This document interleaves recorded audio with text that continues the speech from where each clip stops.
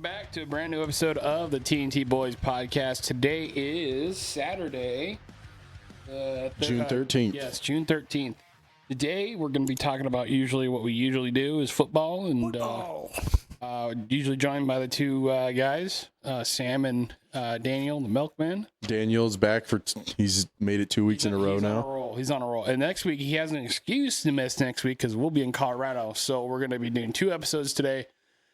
A little behind, but that's okay. Nothing, Not really.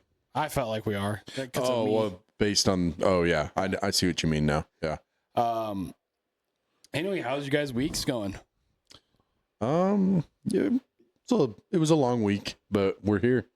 We're good. That's how it usually is before a vacation. Yeah. It was like the last full week before getting a little break, and it got everything out of me for sure. You, Daniel? I'm just banking that time, Kale. Cool.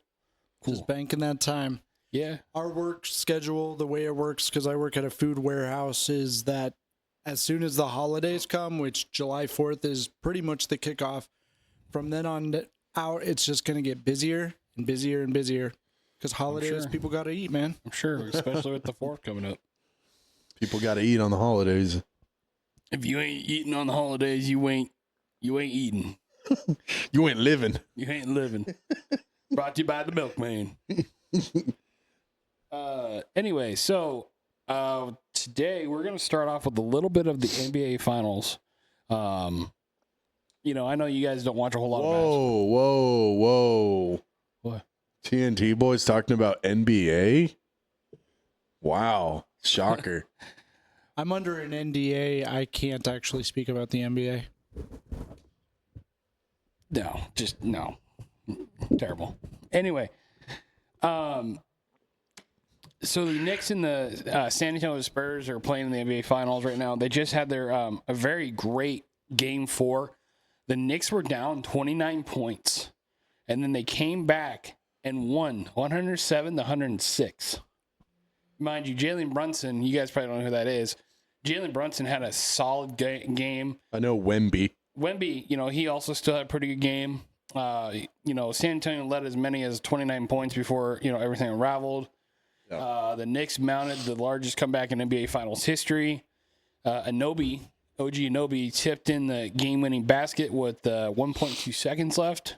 Brunson delivered another clutch performance with he finished with 36 points and multiple huge shots late. So, and to me, as somebody who's been watching this, seems like Brunson and Wemby are kind of becoming personal a little bit. They've been exchanging some shoves, trash talk, stuff like that. What this means for San Antonio, so like the series right now is 3-1. So now San Antonio really has to win this next game. If they do, then they have the chance of going back to New York and say New York won it. Brody was telling me the other day, I truly think New York will fall off the map. Will break off from. Well, no, it would just sink with how much shit will go on if they win the NBA championship. So it's kind of nice to see two teams like this in the NBA Finals. So, what are your thoughts on that?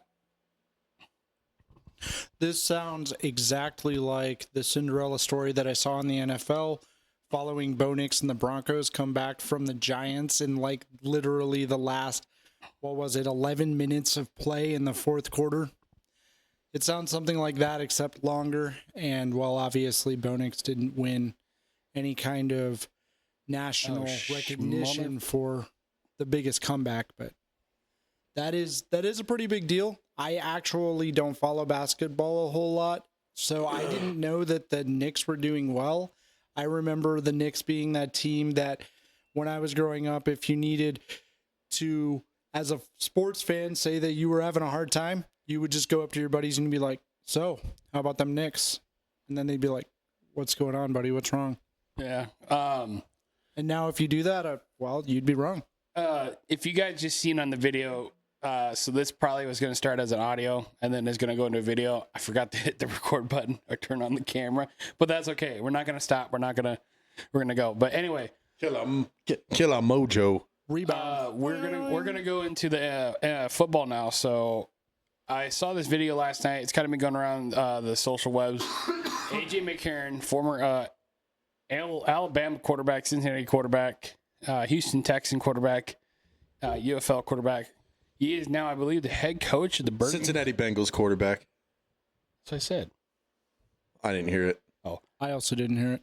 I said it. You said Houston Texans. I did. I did. Say the Texans. I did say Cincy before the Texans. So Texans. Run it back. Did Kale say it? Yeah. So Yeah. Anyway, Are we tripping? Anyway, I believe he's the head coach of the Birmingham Stallions. And he channeled his inner Saban and was just going off. So let's take a listen to this, and we'll give our thoughts. Wake the fuck up! Make your fucking kicks when we got the opportunity. Stop all this fucking crying and bullshit. All y'all talk about is fucking running the ball. And then we run the ball, we don't fucking go anywhere. Fucking communicate. Fucking tired of it. We're playing fucking scared. Scared to not make a fucking mistake. Fuck that. All right, they're in their locker room going through their shit. They're trying to make adjustments. I believe this is the opposing team, because there was fighting in the locker room, and I think he was going after his DC, that defensive player. Happening. Let's carry on. He's going off on the defensive coaches and some of the defensive players.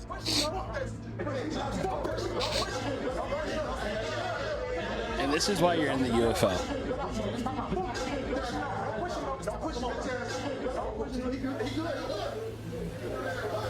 Oh, you don't want to talk no more? For me, please. Scary ass. Come on. Please, just get on. Come on. So yeah, there's that. Do we have any thoughts about that? I know you know a lot about AJ. I don't know if you know a lot about AJ. Nothing. What I will say, real quick, is he learned that from somebody, and we all know who that somebody is, because they might not show it, but we know Saban was in the locker room cussing up a storm like that. Yeah, if they were playing under his expectations, he was definitely having that sort of a moment in the locker room at halftime with his team. I think AJ just has he has a ton of passion just for football, and it showed right there. And I feel like he has more potential to coach at a higher level or at a different level. Like he could be a college football coach or even some like coordinator level at the NFL, because for whatever reason he seems to have what it takes. I mean, the way he's talking, the way he's getting after his team, I think good coaches have to do that sometimes. Yeah. Yep. I agree with that 100%. And it could just be these players that feel like, for whatever reason, like you said, there's a reason they're in the UFL. There's a reason they're not in the NFL. And they're playing probably, like he said, scared.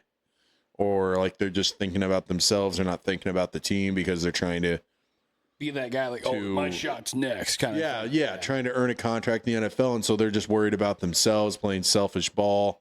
Mm-hmm. And that's probably why he's so pissed and yelling at them. So, but this guy, AJ has won so much. That's what I get out of it. Yeah, AJ knows what it takes to win. Yeah. He won a national championship in college. He's been in the NFL. He's been in the NFL. He started a playoff game. People probably don't remember that, but if we're being honest, if he didn't come back to play in the UFL for the Battlehawks for a little bit, I don't think the UFL would be as big. I think if anyone remembers, the Bengals, they had a season where they made the playoffs and Andy Dalton got hurt, and AJ McCarron had to start their playoff game. They lost to the Steelers, but he has experience in big moments, in big games. I think he maybe could have had a decent career as an NFL starter. He obviously had a great career as a backup in the NFL, but Fred. Anyway,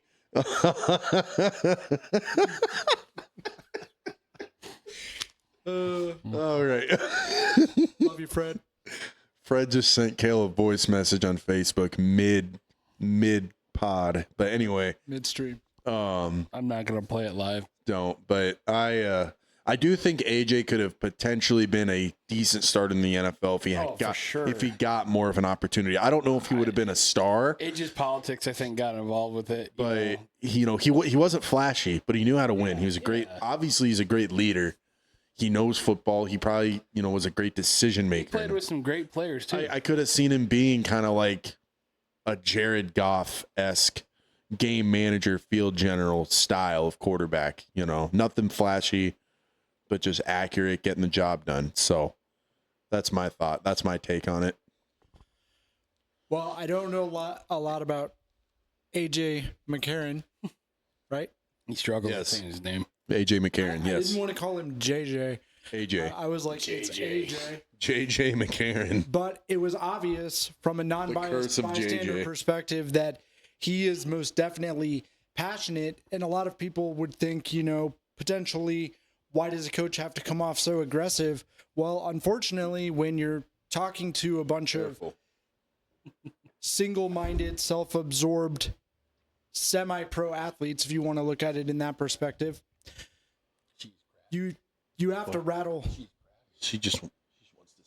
Oh, okay. You have to rattle the cage, man. When you think only about yourself the majority of the time, you have to be able to do what it takes to show that mindset that's not a winning mindset Now, I know you don't cuss a whole lot, Daniel, or at all. at all, really. I just can picture you sitting there like, why does he have to cuss so much?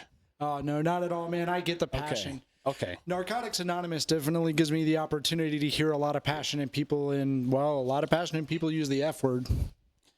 Thanks. Yeah, Kale uses it like a comma. I try not to. Yeah, I know I do. So I'll just admit it now. Hi, my name's Kale, and I say the F word too much. Hi, Kale. I say the fucking F word too much. My name's Kale fucking Daly. Kale motherfucking Daly. Get it right, bitch. It's practically a part of his anatomy. You could say it's a semicolon.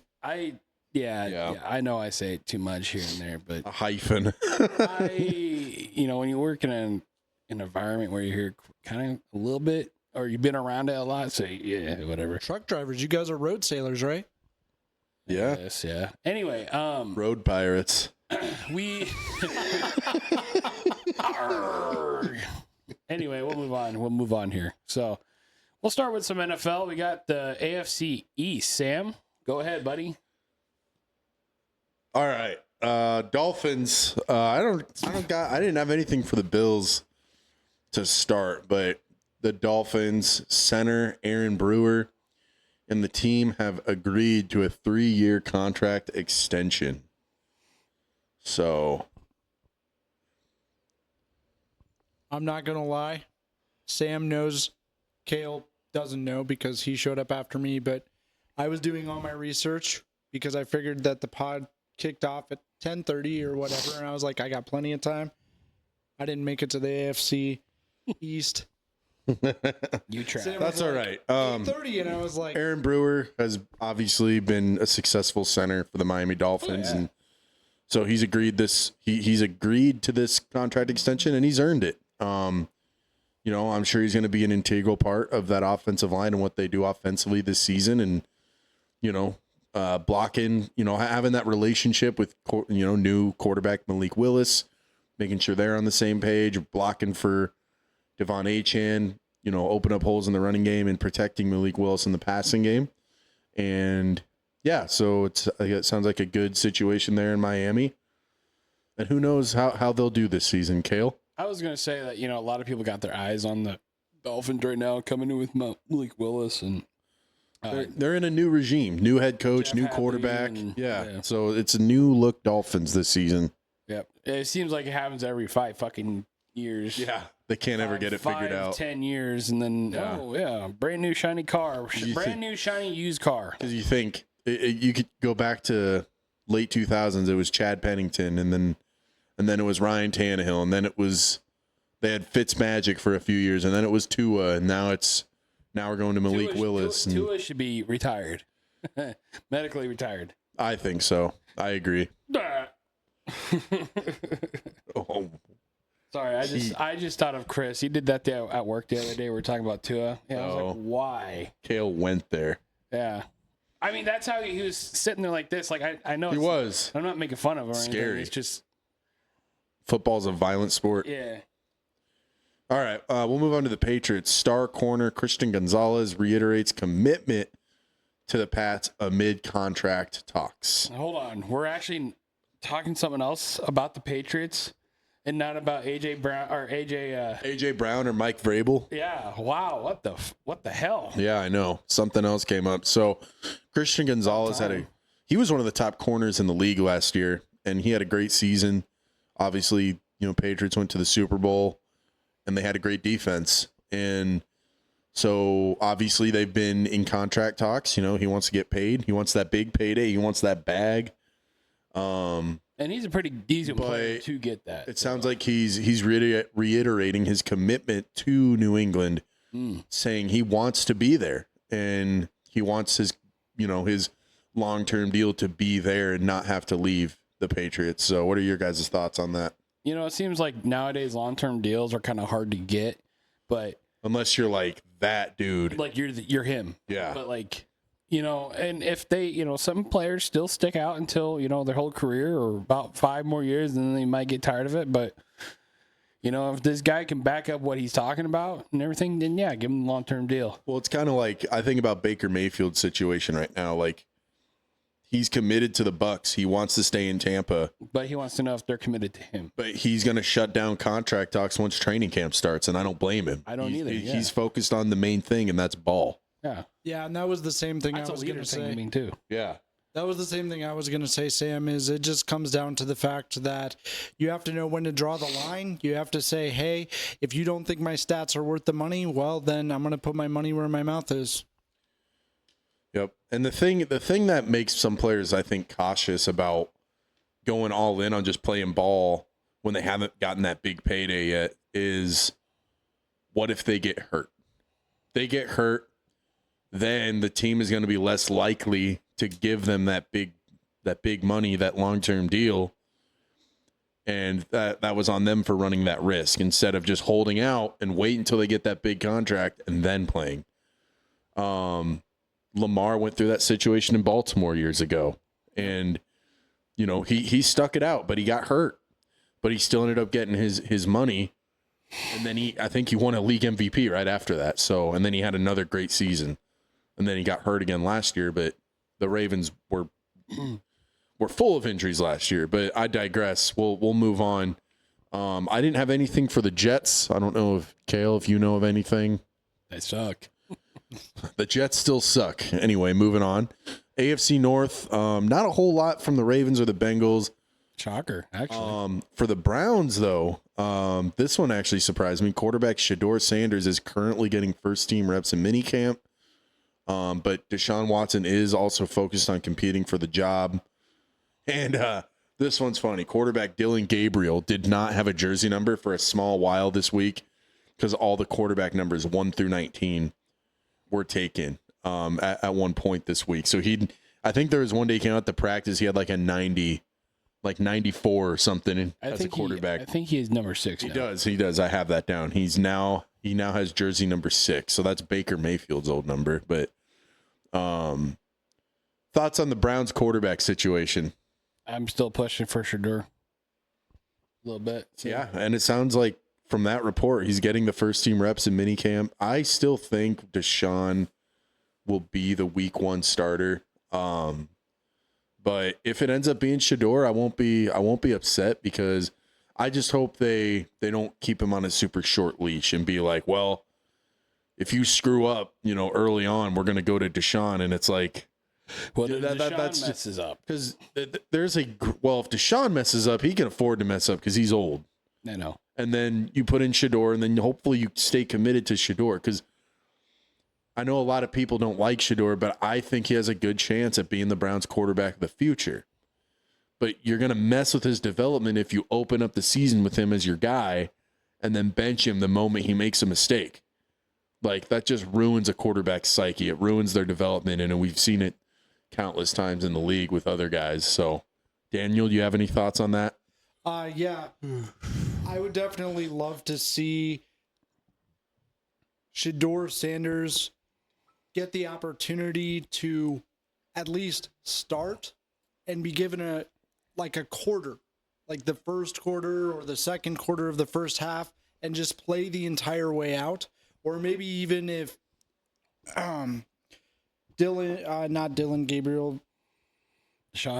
Thank you. Deshaun Watson. I have to look at my notes because I don't remember the names of anybody.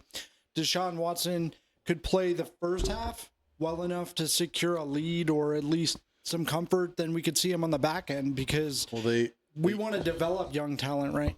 They use the preseason for situations like that, Right. to do quarterback rotation and whatnot.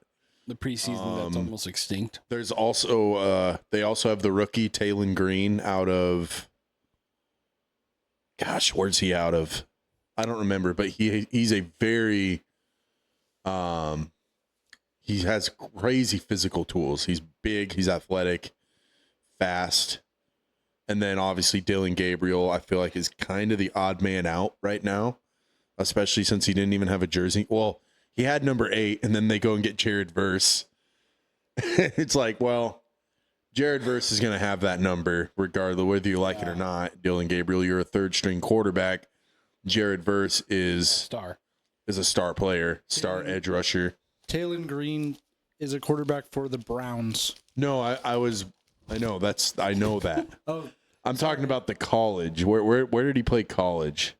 Taylon Green. I can't remember. Arkansas. Arkansas. Yeah. Razorbacks. Yeah. Okay.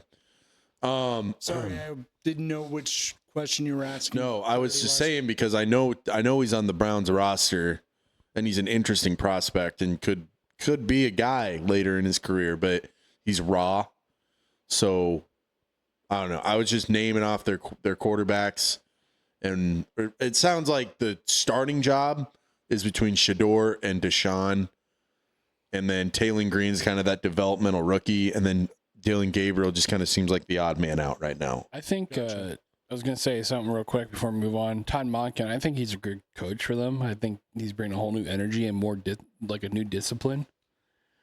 So excited to see that. I think that's why Taylon Green is such an interesting prospect, because Todd Monken comes from Baltimore, who had Lamar, who's, physically gifted, very athletic, fast, great runner. Yep. Taylon Green also fits that mold. Deshaun Watson in his prime fit that mold as well. I don't know if he still does. Shedeur definitely. Shedeur has a good arm, and he's big and can do a lot of things, in the backfield, but he's not the runner that a guy like Lamar or Taylon Green is. But anyway, last thing with the Browns is all-pro guard Joel Bitonio has retired after a 12-year career. Man, what a good solid lineman. He didn't sign anywhere because everyone knew he was retiring. He would have been a good get for some team like my team or your team, so we kind of have the offensive line figured out. I don't think we need Joel Bitonio. But one thing I will take away from this is, man, that kind of sucks that you play for the Browns most of your career. I mean, you stayed loyal. And just think of Joe Thomas. The first person I think of is Joe Thomas. Yeah. Or to me, greatest left tackle of all time. Played his whole career with the Browns. Yeah. And then there was another Browns player, lineman. I can't remember his name, but top of my head, who's been there for a long time, but. I don't remember. But anyway, nothing for the Steelers, which is also a surprise because they've been talked about a lot this offseason. AFC South, I'm going to go Texans. The team's star running back, Jonathan Taylor, is eager to sign an extension, saying he wants to be a Colt for life. You said the Texans. You meant the Colts. Truth. You started off with Texans. I meant to say nothing for the Texans, Colts. Yeah. Jonathan Taylor, man, I think he deserves that extension. I mean, there's nothing to fight about it. There's nothing. He's in there. He's in there for. I think he's top 3 in the league right now. Like we talked about this last week, who our top 3 running backs were. Him, Derrick Henry, and Saquon Barkley are the best running backs in the league right now. You can argue with me, or you can agree with me. but you're not going to disagree with me. And we're at least going to agree on a couple of those. And he says he wants to be a Colt for life, and that's kind of reassuring to hear if you're a Colts fan, because you've only made the playoffs once with Jonathan Taylor since he's been on the team, and that was his rookie year when Phillip Rivers was their quarterback after he left the Chargers. Old Man River. And then he did come back. He did come out of retirement this year, but yeah, they've only made the playoff once in his whole career, and it was his rookie year. But they've had potential. They've had good teams. They just haven't put it all together and gotten back to the playoffs. So they need to get the quarterback situation figured out. And Daniel Jones, I feel like he can be that guy. He was playing really good last year until he got hurt. But I don't know. What do you guys think? Well, I think that's the tried and true story of last year, honestly. There were so many good players that were just making standout performances, including Daniel Jones. Bo Nix went all the way up into the playoffs, and a number of star players like Patrick Mahomes. So many injuries in the NFL last year. But I agree entirely with the fact that it's good for the Colts to sign players and secure those positions, because it's going to come down to how are you going to build a dynasty if you're going to continue to replace your roster. Well, pump the brakes. I mean, they need to focus on getting back to the playoffs before they start thinking about dynasty. Yeah. Pump the brakes, There's only bucko. there's only a couple dynasties in history of the NFL. Yeah, slowly roll, bucko. So maybe we don't know maybe we disagree on what dynasty means. Yeah. Anyway, one more thing for the Colts is wide receiver Alec Pierce targeting late training camp return after ankle surgery. He's tarting. You love Alex Pierce. Shut up. He's mad that I used him. Maybe if you could say his name right. Alec Pierce? Alec Pierce. Yeah, so I said Alec Pierce. You said Alex Pierce. You said Alex. Yeah, you said Alex Stay out of this, twice. Daniel. But anyway, he's mad that he was mad that I was mossing him on Madden with him, and Yeah, who won the game though? yeah, barely. Still, who won? Barely. You've won more games than I have. You've played more games than I have, Kale. Yeah. He's lost every one of them. But I've I've only had lost good one. We have the same record. most of them. Actually, if we didn't have a desync issue in NCAA, I would have beat you twice. We tried it twice, and No, I was winning. Yeah, but I would have won on overtime play because we went into overtime. That's hypothetical. That's a big what if. I would have won. That's a big I what would've if. won. I know I would have. Rock, paper, scissors. Anyway, let's move The on. only time Kale beat me is when we had a desync issue and I had to sim it and he won by default because of the CPU. He's not being what's the word I'm looking for? He's not. I'm just saying you haven't beat me yet. He doesn't want to admit that the games were close because he thinks that. No, I'm not saying we didn't have close games. I'm just saying. I'm just saying you haven't beat me online yet. I will. So there's not a lot more from the AFC South. AFC West, Daniel, take it over because this is your division. Yeah, the AFC West, I did get a chance to look at my division since, football. And sometimes I do the football. Got an old school guy over here, notes. Well, I would have put it on the sheet thing, but... All right. He's taking us to school. Ready to get milked So up. I'm going to go by the organizational chart you guys have. Gotta have his milk at school lunch. What I did was I just ended up looking at the draft. The Guys, folded pizza. Did you use your milk money? You guys have no idea how unorganized and Loose uninformed I am money. about Milk football. coins, like coins made out of milk. Yeah. Expired, like. Oh, gross. All right, Daniel, sorry. Go ahead. We're ruining your milk. We're making you sour milk. It's all right. You can sour my mood. Just don't sour my milk. All right. When I looked at the All right. Daniel, go ahead. when I looked Kale, at shut up.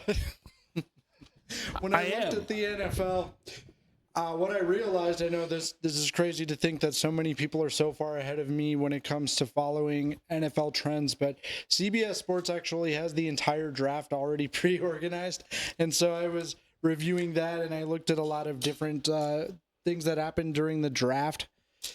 The Broncos, well, actually, if I was to look at the AFC West as a whole, it looks like the AFC West is really just reorganizing their defense behind a lot of already good offenses. When I look at the Broncos, they signed players like Tyler Oneedham, which is a defensive line from Texas A&M. Jonah Coleman, who's a running back. I think that that's actually the direction that the team wants to head in, is continuing to solidify the running back game, because of the fact that with Bo Nix playing as well as he did last year, hopefully coming back from his ACL injury and being a good prospect for continuing to try to drive the AFC West into another maybe triple playoff run, since the Chargers and the Chiefs just barely edged out of the playoffs last year. Well, the Chargers made it. The Chargers lost in the first round. Broncos did But the Chiefs missed. by a hair. No, they missed by quite a bit. Did they? I thought they were pretty close. Because Mahomes got hurt. Well, The Raiders I redact were terrible. I redact my statement. Just stumbled him. And Flashbanged him. Bamboozled. also signing players like Cade Casey, interior offensive lineman, and Justin Jolly, a tight end. It looks like the Broncos are trying to Can you say that guy's name again for me, please? Yeah, Justin Jolly. Justin Jolly. Pretty jolly. No, he said jelly. Oh, I heard he said. I heard jelly. I heard jolly. Jelly or jolly? Jolly. Jolly. The first time he said it, I heard jelly. Justin Jelly? And what it looks like is we're trying to establish some weapons for potentially another playoff run for the Broncos. Yeah, well, they got Justin Jelly. My team got Patrick Peanut Butter. Very funny. Oh, yeah, we got someone named Sandwich, so. Sammy Sandwich. Moving on to the Chiefs. It looks like you did have some things down for the Chiefs. Did you want to talk about that, Sam? Yeah. This is pretty big, actually. The team added 2 years to quarterback Patrick Mahomes' contract, making it the first NFL deal valued at over $500 million.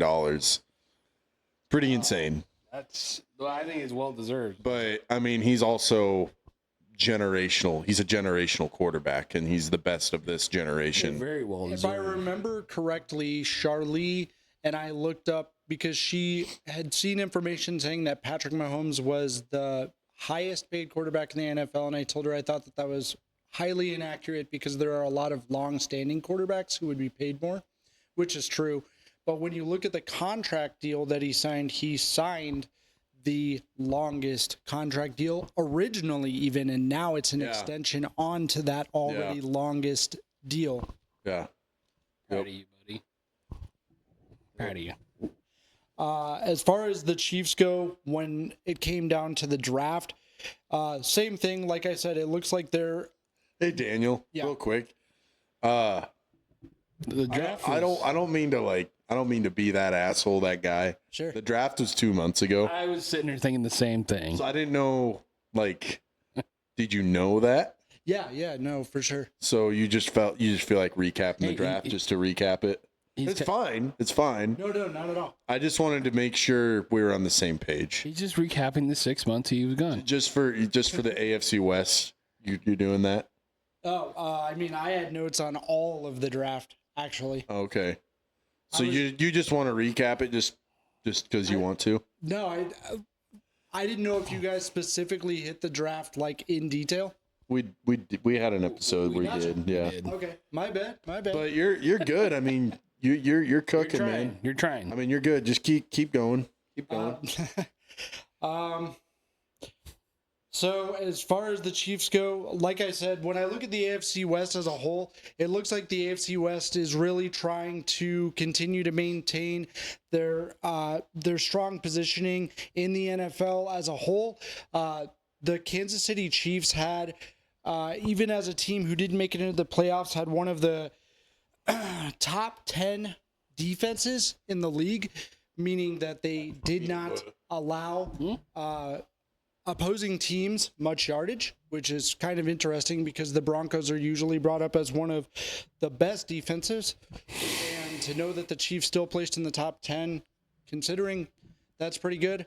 But when I went through and reviewed the draft, that does look like the overall sentiment is that the AFC West has offensive weapons.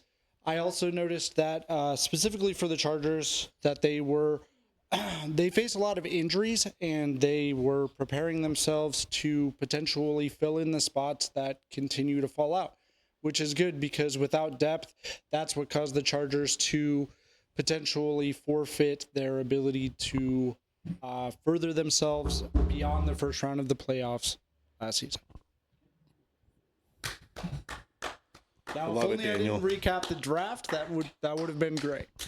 So moving on, I have some stuff for the Raiders in the AFC West. The Raiders. Quarterback Kirk Cousins calls it a bit of a reach to say he's rookie quarterback Fernando Mendoza's mentor.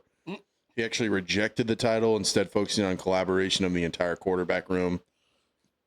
I actually saw a little bit of the interview. Interesting. He said, it's not like, it's not like he's not mentoring Fernando, because I'm sure Fernando is learning a lot from him. But Kirk even said he's learning stuff from Fernando and Aiden O'Connell, who's another, I think, underrated quarterback in that QB room. I think Aiden O'Connell is not a bad quarterback, but he's kind of the odd man out there right now. He's kind of just that.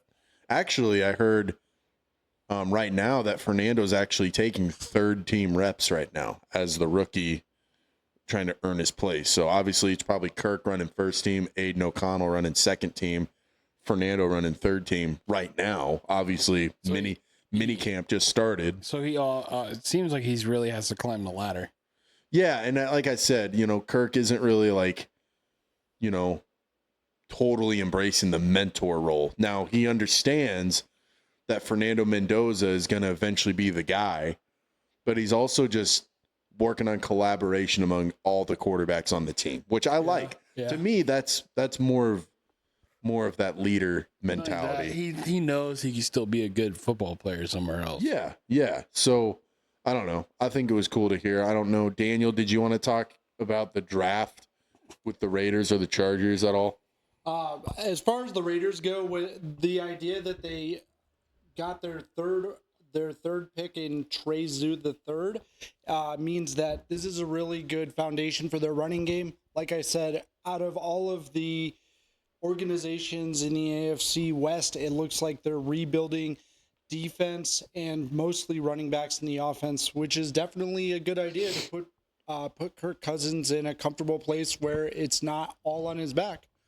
He's an experienced quarterback, been in the league for a number of years. He can definitely step up, but it's good to have weapons in the backfield. Definitely. Did you have anything for the Chargers or? I kind of gave the brief overview that I think that the Chargers face ongoing injuries. Year after year, they seem to have the most critical positions in their lineup get injured. And when you look at their draft state, they actually drafted for the positions that continue to get injured. Interesting. All right, NFC now. NFC East, starting with the Cowboys. Quarterback Dak Prescott is hopeful that wide receiver George Pickens will be at mandatory minicamp next week. So I think that's... I understand why he feels like that way, because Pickens went off for Dallas last year. He did everything they expected of him and more. He actually, I think, led the team in receiving over CD Lamb. And I think he's been a great addition to that offense. And I think if they want to continue to climb upward and compete in that NFC East division where the Eagles are going to be competitive, the Commanders were just in the NFC Championship game a couple seasons ago, so they're looking to get back to being competitive. The Giants are getting better with the new head coach and a new regime. So if they want to stay competitive and keep climbing up the ladder, to be a contender in the NFC, they need George Pickens. So Kale, Daniel, what do you guys think? Pickens doesn't get enough appreciation that he should. No. I think he went off last year. I think he's going to go off this year, but maybe he's getting a little bit of a big head and saying like, kind of like a contract thing. I'm not gonna... I've heard he can kind of be that way, kind of that typical diva wide receiver. That's how I think he was in Pittsburgh too. But what would have been cool is if he would have stayed in Pittsburgh last year and Aaron Rodgers would have had both him and DK to throw to. That would have been cool to see. Mm-hmm. But anyway, Daniel, do you have any thoughts on the George Pickens situation? Yeah, most certainly. I think that it's really important, especially for Dak Prescott, to continue to have reliable people that are going to continue to be present for him as he continues to put up impressive offensive numbers. It would be a hard reach to say that the Cowboys don't have the potential to be a great team. It's just that for the most part, every game seems to be a shootout. And if you take away the main weapons that Dak Prescott has to make those connections, well, obviously the lights are going to go out. So yeah, and another is thing, definitely that go-to for that. Well, I don't think he had a big year last year, but CeeDee Lamb was also hurt for a good stretch. CeeDee Lamb's the number one receiver there in Dallas, most definitely. But Pickens is honestly like 1B after last season. Like he's not the number 2. I would say he's 1B. And you again, every game they had last year was a shootout, and that's Dallas. Like their strength is their offense right now, and if you lose a key piece, then you lose a lot of your identity of who you are. Yeah, but now yes, they do have the strength in the defense, and they did go out and get Rashawn Gary from my Packers this offseason, right. Among other. Traded for Caleb Downs. They drafted Caleb Downs in the first round, which is going to help a bunch. But I think it's important to get Pickens back, so we'll see. The other thing with the Cowboys is the team is holding a competition at QB2 between Joe Milton and Sam Howell. Who do we think is going to win that quarterback competition to be Dak Prescott's backup next season? They're both pretty solid. I think Joe, because of experience. On the team. Yep. And Sam Howell, I think he's still a pretty good quarterback. Even when he's at USC or UNC, excuse me. Yeah, North Carolina. Yeah. And then I thought he was going to be the next quarterback in Washington, and then he started 1 year there, and then he played in Seattle, and then Sam Howell started a whole season, for Washington in 2023, I believe. Yep. He was the backup to Geno Smith in Seattle in 2024. And then I think he was a backup somewhere else last season. Yeah, because he was a backup in Tennessee, maybe? I don't remember. I remember seeing him somewhere. Or maybe it was it had to be Minnesota. I don't remember. He was somewhere on the East Coast. He was a backup somewhere last year, and now he's competing for the backup job in Dallas. I'm not sure. Okay. Daniel's looking it up, but Joe Milton spent last year as the backup to Dak. I think Joe Milton's an interesting prospect. He has a lot of upside. He has a cannon for an arm. Joe Milton, he can launch that thing. Sam Howell, he's a solid quarterback. He had a solid year in Washington that season. He does have starting experience, so yeah, he has a whole year of starting experience under his belt, which does help. Which Joe has experience too, because he started for Dak when he got hurt. Yeah, but Joe doesn't have a whole lot of experience starting. That is very true. He started his career in New England as a backup. But yeah, I think he came in the same year as Drake May as well, so that didn't help his situation. But yeah, Daniel, who did Sam Howell play for last year? Well, I don't know a lot about Sam Howell, so I couldn't put you guys to the test as far as who's going to get the backup quarterback position. I think I lean towards what Kale said. Experience with the same team is going to speak volumes because you're connected more with the program and with the players. But as far as Eagles, Howell played for Commanders, Seahawks, Vikings, Eagles, and now the Cowboys. Sam Howell was the backup for the Eagles, or he spent the season as a backup to to the Eagles. He was actually third string behind Jalen Hurts and Tanner McKee. So that's who Sam Howell played for last season. So just to clarify. So we'll move on to the Giants. General Manager Joe Schoen is it Joe Schoen or Shane? Shown. Joe Schoen is optimistic wide receiver Malik Neighbors will be ready week 1 when referring to his ACL injury recovery. So I guess that's a good sign that the GM's optimistic. Malik Neighbors is obviously a huge piece of what the Giants do offensively. He is their clear-cut number 1 receiver and is going to be a huge part of developing young quarterback Jackson Dart. So, yeah, Kale. I was going to say, if he can come back week 1, that'd be great because he also, I think, Scatterboo's come back. I haven't heard much about Scat. I'm assuming he'll be back week 1. They're going to have a lot of offensive weapons this season because they also still have Darius Slayton. They have Darnell Mooney now, too, who's underrated.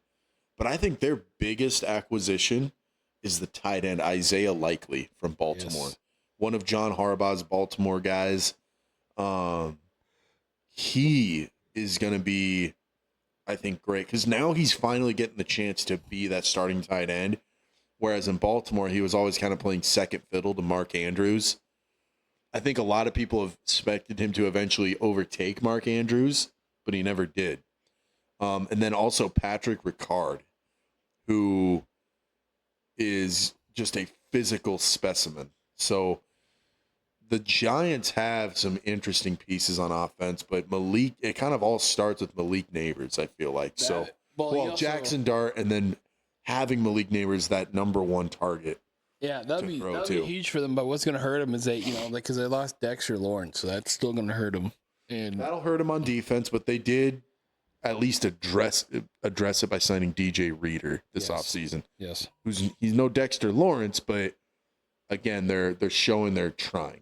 So, Daniel, I think that it's like what Kale was saying. I think it's a good prospect to hope that Scatterbo returns because with the state of who they drafted, it looks like they are trying to set up run support for the Giants. Their first draft pick was Arvell Reese. So yeah, that's definitely a good edge there. Mm-hmm. Somebody who can step up and make a hole where there needs to be one. So having Scatterbo be in a position where going forward, they're going to have that kind of support, especially with Arvell Reese plays defense. Yep. Yeah. Well, I was going to say, too, this team is so young. This team... they had him down as he played edge for Ohio State. Yeah. I was going to say, this team is so young, so I mean... Defensive end, outside linebacker. I think this team can push it to the moon if they wanted to. But it's just going to have to be on that front office to help that young team to get... Now I understand my notes. Sorry, Kale. My notes were that he's going to stop the run. Arvell Reese. You're talking about Arvell Reese. Played Arvell edge. Reese. He plays edge, which is a defensive position. Yeah, so I think that my notes... So you were saying something about how he's going to block for Cam Scatterbo. Which wouldn't be the case because he's a defensive player. Unless they have some offensive packages for him, which, hey, maybe. There's some defensive studs but I don't think that'll be the case. But speaking of another edge rusher on the Giants, Brian Burns says the team has a different feel under head coach John Harbaugh, but says they still have to prove it. And that kind of alludes back to what you just said, Kale. They have the potential to go far, especially with John Harbaugh. John Harbaugh is a great coach. I think he's one of the greatest coaches of all time. Definitely one of the best coaches today. And they have the potential, and he even said it's a different feel with a guy like Harbaugh in there. But again, they still have to prove it. Talk is cheap. You can win the offseason championship like Nebraska does every year, and go out and have an average to bad season. So anything else from you guys before we move on? I just want to say I think besides the shit that's going on behind the scenes with Jackson Dart and whatever, I just think he's a good quarterback. I think that kid has so much potential. He has a lot of potential. He just needs to learn how to take care of himself and slide when he runs the ball, and quit trying to run the ball like a fullback every time, because he will have a short career and have a season-ending, career-ending injury. Even if he keeps trying to run the ball like. Even Scat needs to kind of slow down a little bit, because I mean, the thing is Scat runs the ball like he's 240, 250 pounds. He's only like 215 pounds. To be fair, he runs like a fucking freight train. He runs like a modern day Mike Allstott, but he's not as big. But imagine if they put him in the fullback, like an I formation, right? Ironically, right? Him there, and then their backup running back. You imagine him blocking for that running back? What I want to look forward to is I formation with Scat at running back and their new fullback, Patrick Ricard, blocking for him. Yeah. The 300-pound fullback with Scat behind him. They're going to plow some defenses over. But that would be like in Baltimore when it was Derrick Henry and Patrick Ricard. But I think Scat could play fullback. I just think he's undersized.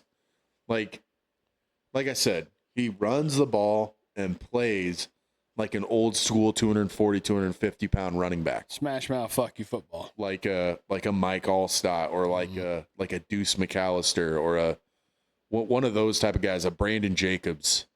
But he's only like 5'10", 5'11", 210, 215 pounds. So he doesn't have the frame to withstand that type of a punishment throughout the whole season. And if he's going to keep running the ball like that, he's going to need to put on some size, in my opinion. But again, what do I know anything? I'm a Nebraska fan, and I'm just a dude sitting on a couch. I can't have an opinion on pro athletes. So anyway, Not a good one. Moving on to the Eagles. Anyway, yeah, the Eagles head coach Nick Sirianni says the team had a good run with wide receiver A.J. Brown, but is excited about the current group of receivers. And I'd agree. They have a talented group, even though they lost the big guy, number one. They've got Devontae Smith, the rookie Mekhi Lemon, Hollywood Brown, Dontavian Wicks, who was choked as a Packer most of the time, but he still has talent. And they have Dallas Goedert, and then they also have another interesting young tight end who I forgot his name. Eli Stowers. Yeah, Eli Stowers. I'm looking at the depth chart. Yeah, so I was gonna say, we've talked about it every week about the Eagles and who's on the team and everything. We'll probably keep it short and sweet, but honestly, probably is a breath of it probably is a fresh breath of air for the team, especially for everyone. fresh of breath air. How's that so funny? A breath of fresh air is what you meant to say. It's the same analogy. A breath of fresh air? I said fresh breath air. All right, whatever. We're moving on. So that's the Eagles, guys. Tell us. Nope. Okay. And that was just my sentiment is the same. We talked about the Eagles last week. It didn't really change. Hey, we razz each other on this podcast, and you guys have gotten me a couple times, so we just got you, and it's fine. All right. At least you guys didn't bring the draft. Oh my God. At least you guys didn't bring the draft as your homework. NFC North, nothing for the Bears. Sorry, Zach. But then we got the Lions. Right. Kale, go ahead, talk about your damn Lions. This is your redemption arc. So former center Frank Ragnow, he finally spoke publicly about what happened between him and Detroit Lions and why he had a sudden retirement. And he revealed that, he actually tried to make a comeback before a major hamstring injury shut it down. The interview gave fans, I guess, a rare look into the physical, mental toll of the NFL football. They were finally talking. He was kind of finally opening up about it, which, is kind of nice to hear stuff like that behind the scenes. It would be nice to keep him going, but, it just seemed like when I read into it, it seemed like it was kind of like a lot of like front office stuff, and then between him and yada yada yada, and it's pretty sad. Whatever. Yeah.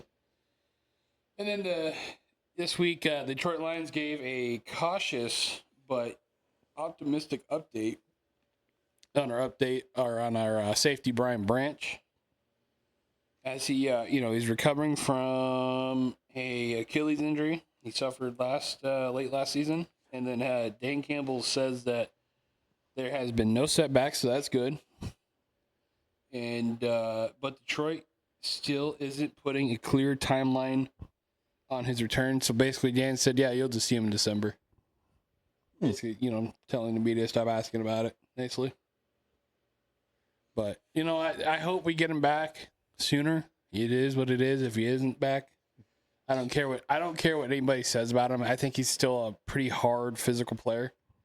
Yep. I think it's important for you guys to get him back, but obviously not to rush him back. Wait till he's a sure 100%. Well, and not only that, Kirby Joseph's still out.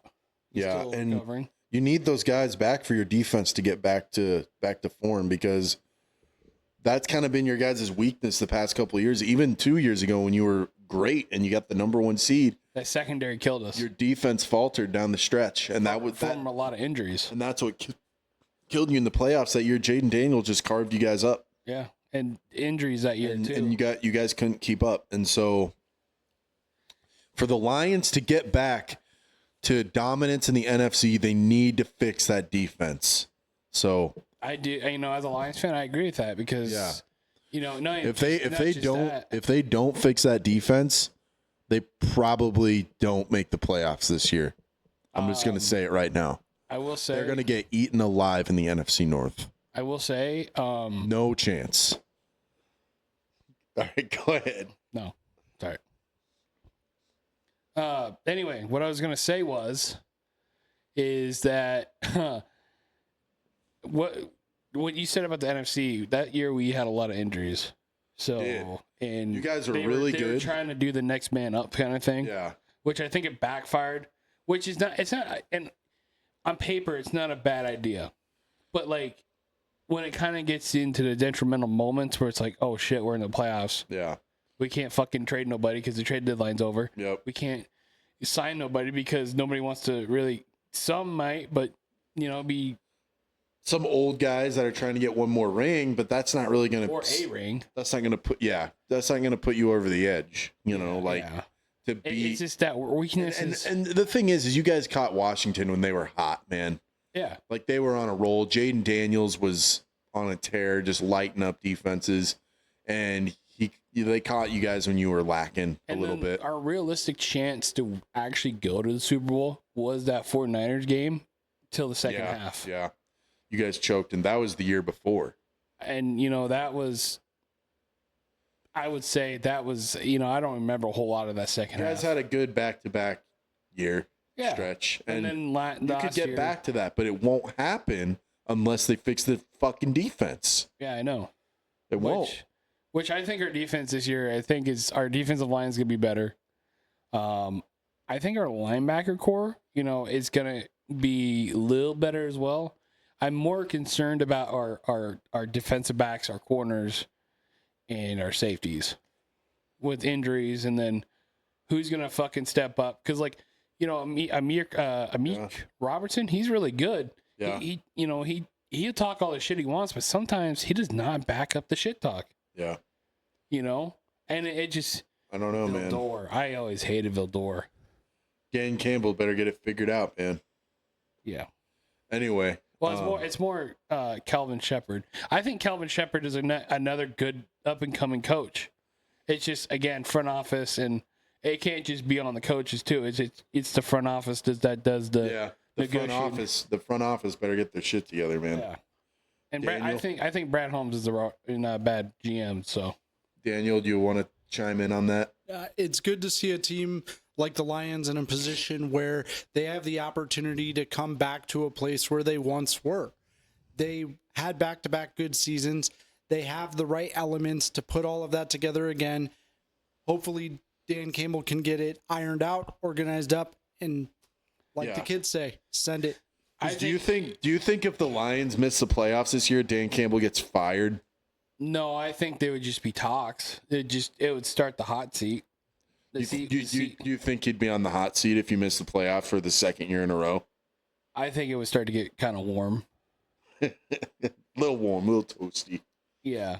All right. I would hate to see Dan go. I really do. But I think he's the best coach the Lions have ever had. Ever since Jim Caldwell, and they've mistakenly fired him. Yeah, and he's better than Jim Caldwell. But I think in the history of the Lions, Dan Campbell's their greatest coach of all time. Between him who was the coach when Barry Sanders was there? That'd be the only other coach I would throw in there. I believe Will Fontes, I think.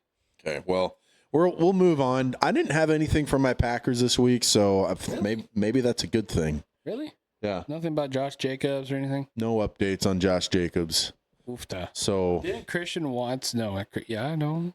Christian Watson and Jaden Reed both signed long-term deals, but we talked about that before already. So, I like the Vikings. So a lot to go with the Vikings. This is probably the biggest story we'll talk about today, and it's the most controversial quarterback competition in the league right now between Kyler Murray and JJ McCarthy. I know we talked about it last week, but it's progressed. So, seems a lot of tension between the two. So it's heated up. Murray has shown signs that he is adjusting to new teammates and a new offensive system. He said the most difficult part is splitting reps. And he said that, he quoted, "I was in Arizona for 7 years. I know I had 2 different offensive systems there, but at the same time, you're getting all those reps. Now I have these split reps. It's me already being behind, not getting the amount of reps that you would typically want a guy to get learning an offense. That's probably the toughest part." But he also stated that he's not really too worried about the competition side of things. He said he's going in full head of steam and embracing the part of it being feeling uncomfortable. So basically what I understand is he's never had to compete for a starting job. Kyler Murray's always been the guy when he was at Oklahoma, all throughout his high school years, obviously when he was in Arizona. But now he's in Minnesota and he's competing for a starting job with JJ McCarthy, and he's learning a new offensive system. He's getting used to new teammates. So he's having some growing pains. I think he'll get it figured out because I do think ultimately he is more talented and a better quarterback than JJ McCarthy. I won't talk about what LaShawn McCoy said about Kyler Murray on the Speakeasy podcast. Oh, I saw that. But I'm thinking and I like LaShawn McCoy. I think he's one of the greatest running backs of all time. His takes are kind of interesting sometimes. He's the greatest running back in Eagles history and one of the best running backs of the 2010s. But I did not agree with his take on Kyler Murray. But again, what do I know? But again, it's 2 dudes in the couch. Yeah. But anyway, I think it's an interesting situation. But it sounds like he's a little frustrated about splitting reps. But again, he says he's also just going into it with a full head of steam and embracing the difficult part. And he's not too worried about the competition side of things. So he's embracing it. But he also is admitting that it's difficult. And it would be if you were in his shoes. So, Daniel, looks like you want to say something. I mean, it's relatable to think that when you have to do things in tandem with another person or another player, I think of the weight room like when you are a dominant weightlifter and then you're working alongside your buddy and your buddy's, just getting into it. You've got to offload and onload the weights. And there's a lot of things about that scenario where you become uncomfortable or you can't get in a flow of things because of the fact that it's not back-to-back sets, back-to-back reps. Yeah. And that's what he's talking about is I've never had to be thrown into a set of shoes where I have to work around somebody else. And on top of that, everything is new. Now, Obviously he's played in multiple different situations. And like he said, didn't he say about Arizona, he's worked with having different two different packages. So this isn't an unfamiliar place, but it's definitely not a comfortable one. And how many of us put in that same set of circumstances don't have the same complaint? We wish that we had the opportunity to grow and succeed streamlined by ourselves and with the optimal setup. So, Kale, do you have any take on Kyler Murray before I move on to JJ McCarthy's side of things? I just want to say I think JJ McCarthy is starting on this bullshit. I just think he's the one that's dramatic.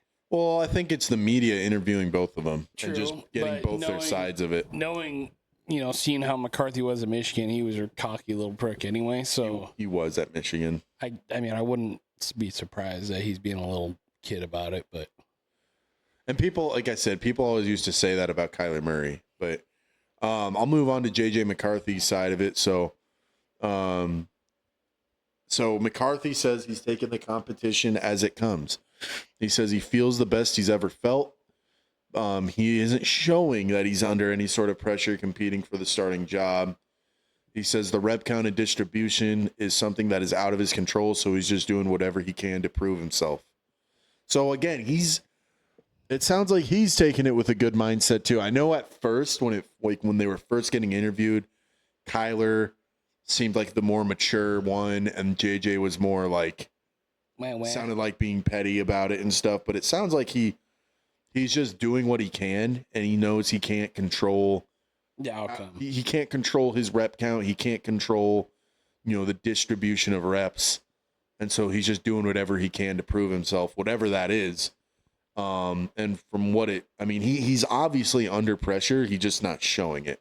And he says he feels the best he's ever felt playing quarterback. So, Daniel, it looks like you want to chime in. Yeah, I think that McCarthy made a wise decision here, especially now that I'm learning, how he was at Michigan. It was smart for him to play low key and not actually try to put the spotlight on himself and start the unnecessary drama. Although we don't really know how it's going to pan out in the long term. Maybe that's something that's going to come up in the future. But I really do think that it was wise for him to just kind of bow back and allow what's already happening to just continue to happen. Because in the end of the day, actions are going to speak louder than words. And JJ McCarthy is already being put in the actions. So we'll see how the stats pan out. And I wish both of them the best. I still think Kyler is going to come out starting. Yeah, and I actually heard about or saw a post about an interview Justin Jefferson had, and he seemingly alluded to that Kyler Murray is maybe the front runner or the favorite to win it, and I'm not surprised. So, I mean, again, more experience, and he's been a starter for how long? And I think just more talent in general. I think Murray's talented more than JJ McCarthy. Yeah. So to wrap up on that, one final note, Murray was on the field for the first snaps of team drills, but ultimately McCarthy took about an equal number of reps. So it's hard to say really right now. I think we're all in agreement that Kyler Murray is kind of the favorite, the front runner. Yep. But right now they're kind of splitting it 50-50. So it's kind of hard to say, but we'll move on to the NFC South and go from a quarterback competition that is fully underway to a quarterback competition that hasn't even started yet with the Falcons. QB coach Alex Van Pelt says there will be no competition for QB1 until quarterback Michael Penix Jr. is fully healthy. That you're digging yourself a hole right there. Right. Is delaying it the wise choice? Right. That's the question. Right. I think, you can't really compete, though, if one of them's not healthy enough to compete. Especially if Junior ends up being a standout quarterback and then is literally in the shadow of the other quarterback because of that. Well, I think, since he's not fully healthy, you just kind of roll with Tua for now and just Tua gets your first team reps. I feel like that's your answer right there. And then when Penix comes back, have him compete. But I personally think Tua is the better quarterback. And I think we all think, me and Kale think that. I don't know what you think. I don't know a lot about either of them. I've heard a lot about Tua, but considering he was playing for the Dolphins and it was a struggle there. He was a struggle, but he had a lot of success in Miami. He did with his coach too. He had a statistically, he had a couple really good statistical seasons in Miami. Well, I was trying to say, and it was getting cut off, but sorry. Anyway, any other thoughts there? I guess not really much going on. It's a QB1 competition that hasn't started yet. Yeah, it's just another thing we've talked about every week. And yeah. I don't think it's. I mean, yeah, it is. It isn't smart. I mean, the Falcons are an interesting team that have great players, and it's ultimately going to come down to that. Who's going to lead that team? It's going to come down to who's playing quarterback to determine how well that team goes, because they have the pieces to have a solid year. But if the quarterback's not right, I mean, your team usually goes as your quarterback leads anymore. It used to be, teams could win without a a good quarterback. Like, look at the 2000s Baltimore Ravens. They won a Super Bowl with Trent Dilfer at quarterback, and it was on top of the world, and it was off the legs of Jamal Lewis, who I think had 2,000 rushing yards that year, and one of the best defenses of all time, led by Ray Lewis.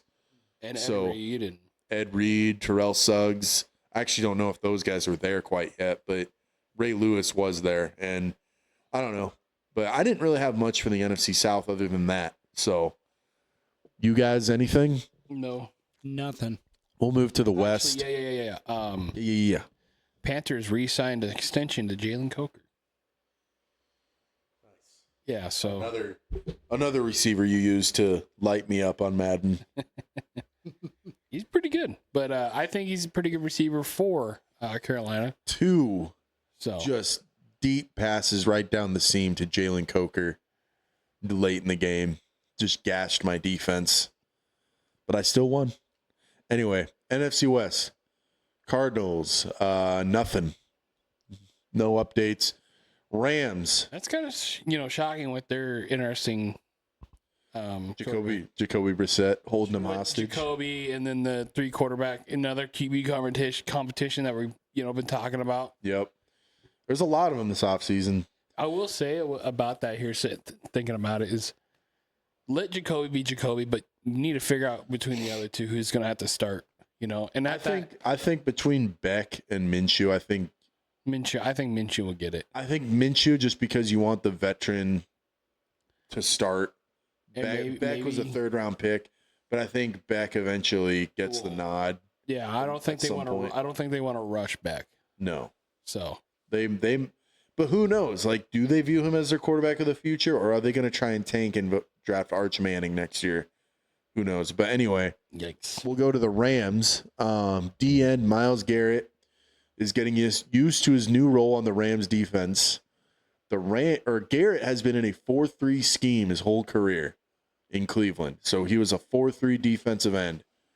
But he's been practicing as an outside linebacker in the Rams 3-4 scheme, which makes sense. That's scary. Because if you're an edge rusher, your position changes depending on the defensive front you run. But that's scary. Him ready to go, Yeah. And yeah, he gets a running start, but again, he's used to having his hand in the dirt and playing on the line. So we'll see if he, I think he will adapt to it because he's Myles fucking Garrett. I think he will, but I also read that it's Myles Garrett. Like you said, it's Myles Garrett. So they're not going to have him dropping back into coverage too much as an outside linebacker.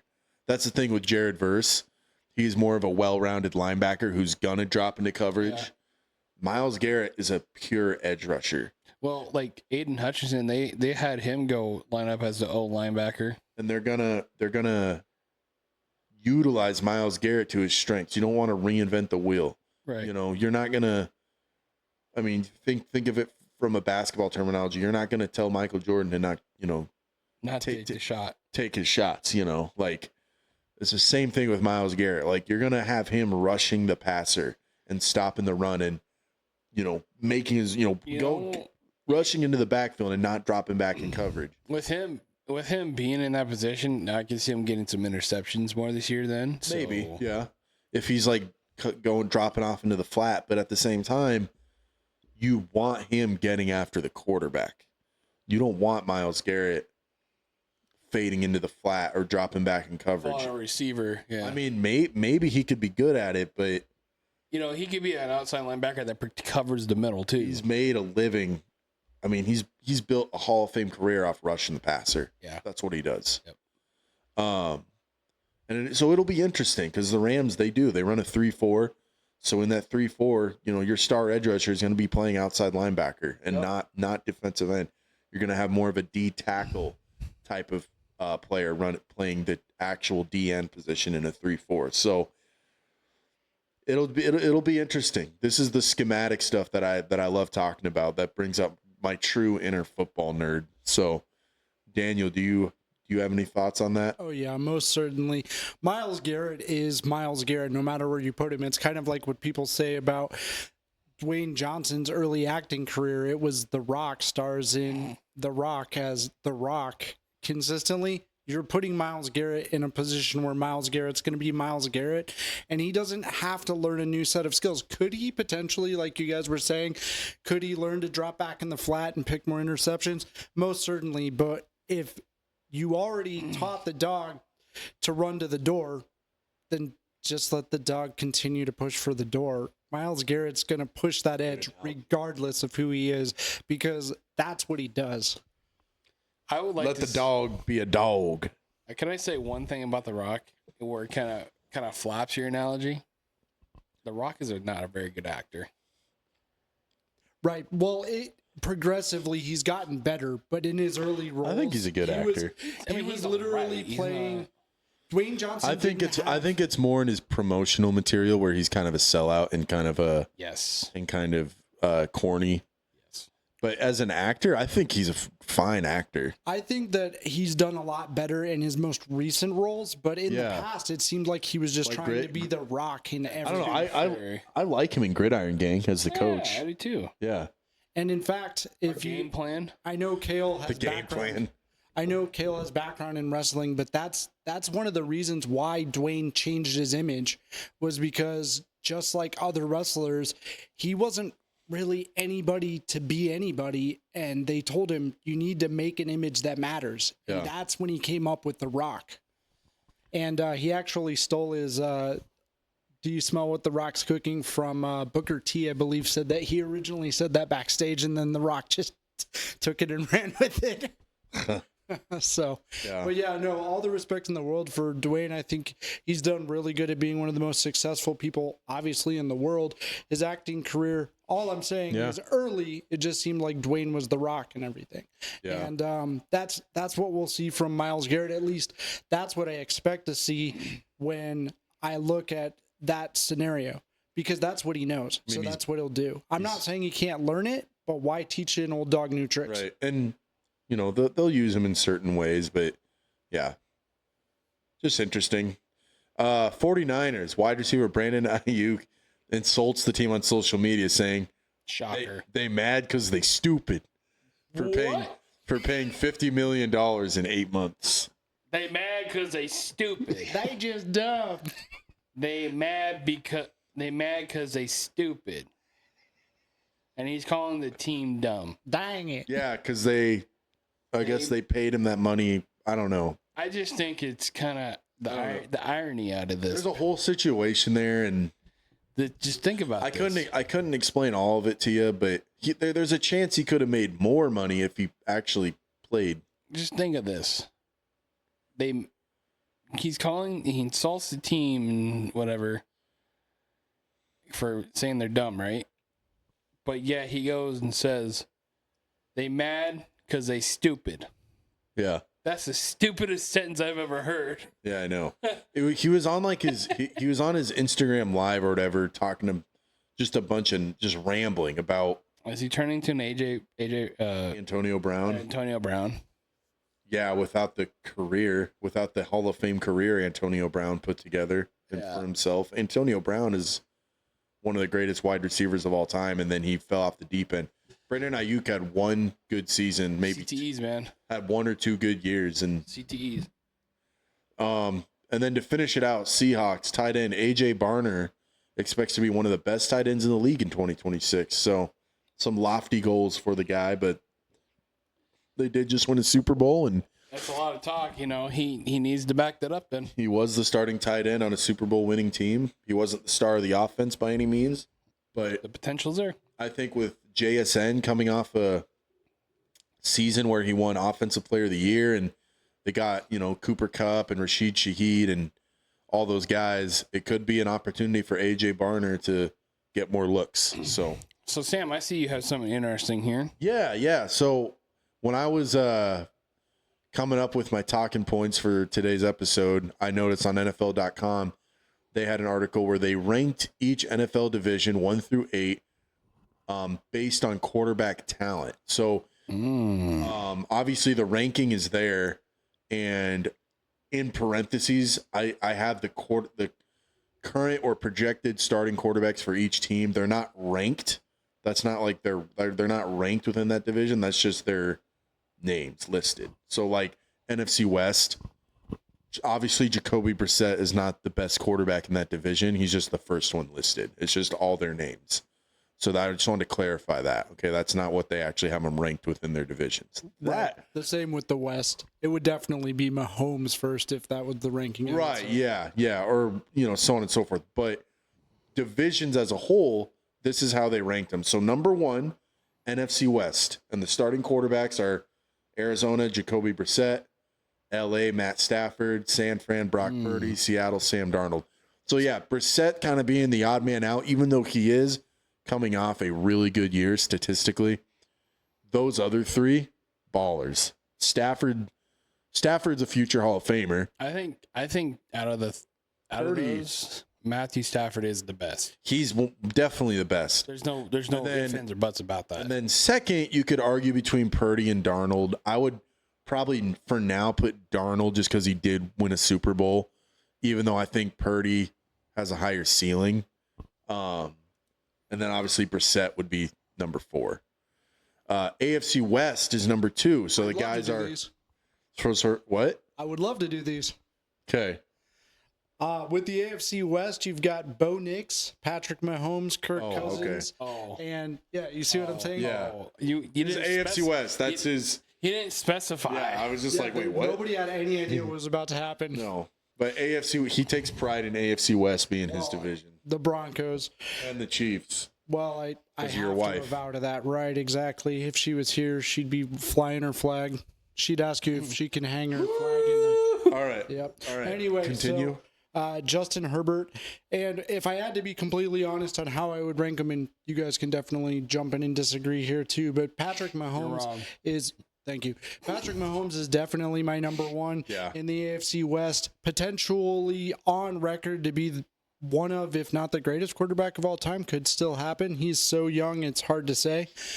Next, I would more than likely put Justin Herbert in number 2. He's a quarterback with a lot of experience, and I mean, obviously, he's put things together really well. The Chargers were in the playoffs. The only thing going against Herbert is he's 0-3 in the playoffs, but I would agree with you as number 2. I would say Can I just say one thing? You said on Mahomes, he's like on track to become the greatest of all time. He is the greatest of all time right now. So you think Mahomes is the greatest of all time? He's better than Tom. Well, actually, let me rephrase it. He's the best he's best in the league right now. Yes. all time. In the league, I'm saying all time. Okay. All Sorry. time. Go ahead. My bad. That was my bad, Kale. I should have clarified. No, you're good. He's on track to be the greatest of all time. So maybe right. Yeah. It's when you say something like 7 that. rings is going to be hard to beat. But anyway, continue. Yes. Moving forward, I would say this would be a big battle for contention in my mind because I am a Broncos fan and I did see Bo Nix play so well, but he's also so young that I just don't know that I would put him over Kirk Cousins just because he's inexperienced. And his first season... I will say this. I would put Bo Nix above Kirk Cousins right now. Would you? Based on their careers as a whole, Cousins is greater.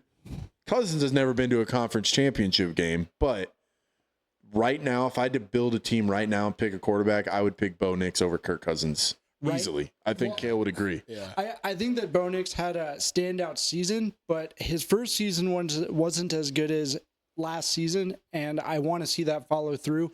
But yes, I would still put Bo Nix in 3rd as well. I would agree with your ranking, Daniel. I'm sure Kale would as well. Proud of you, buddy. I did the thing. Number 3, NFC East. So our quarterbacks in that division are Dak Prescott for the Cowboys, Jackson Dart for the Giants, Jalen Hurts for the Eagles, Jaden Daniels for the Commanders. How I would rank them in that division, I would say Jalen Hurts number 1. I'm going to go Dak number 2, Jaden Daniels number 3, Jackson Dart number 4. I kind of, maybe would put Jaden Daniels over Dak just based off his rookie year. But he was injury, like he sat out a lot last year because of injury, that he wasn't even the leading passer on his team.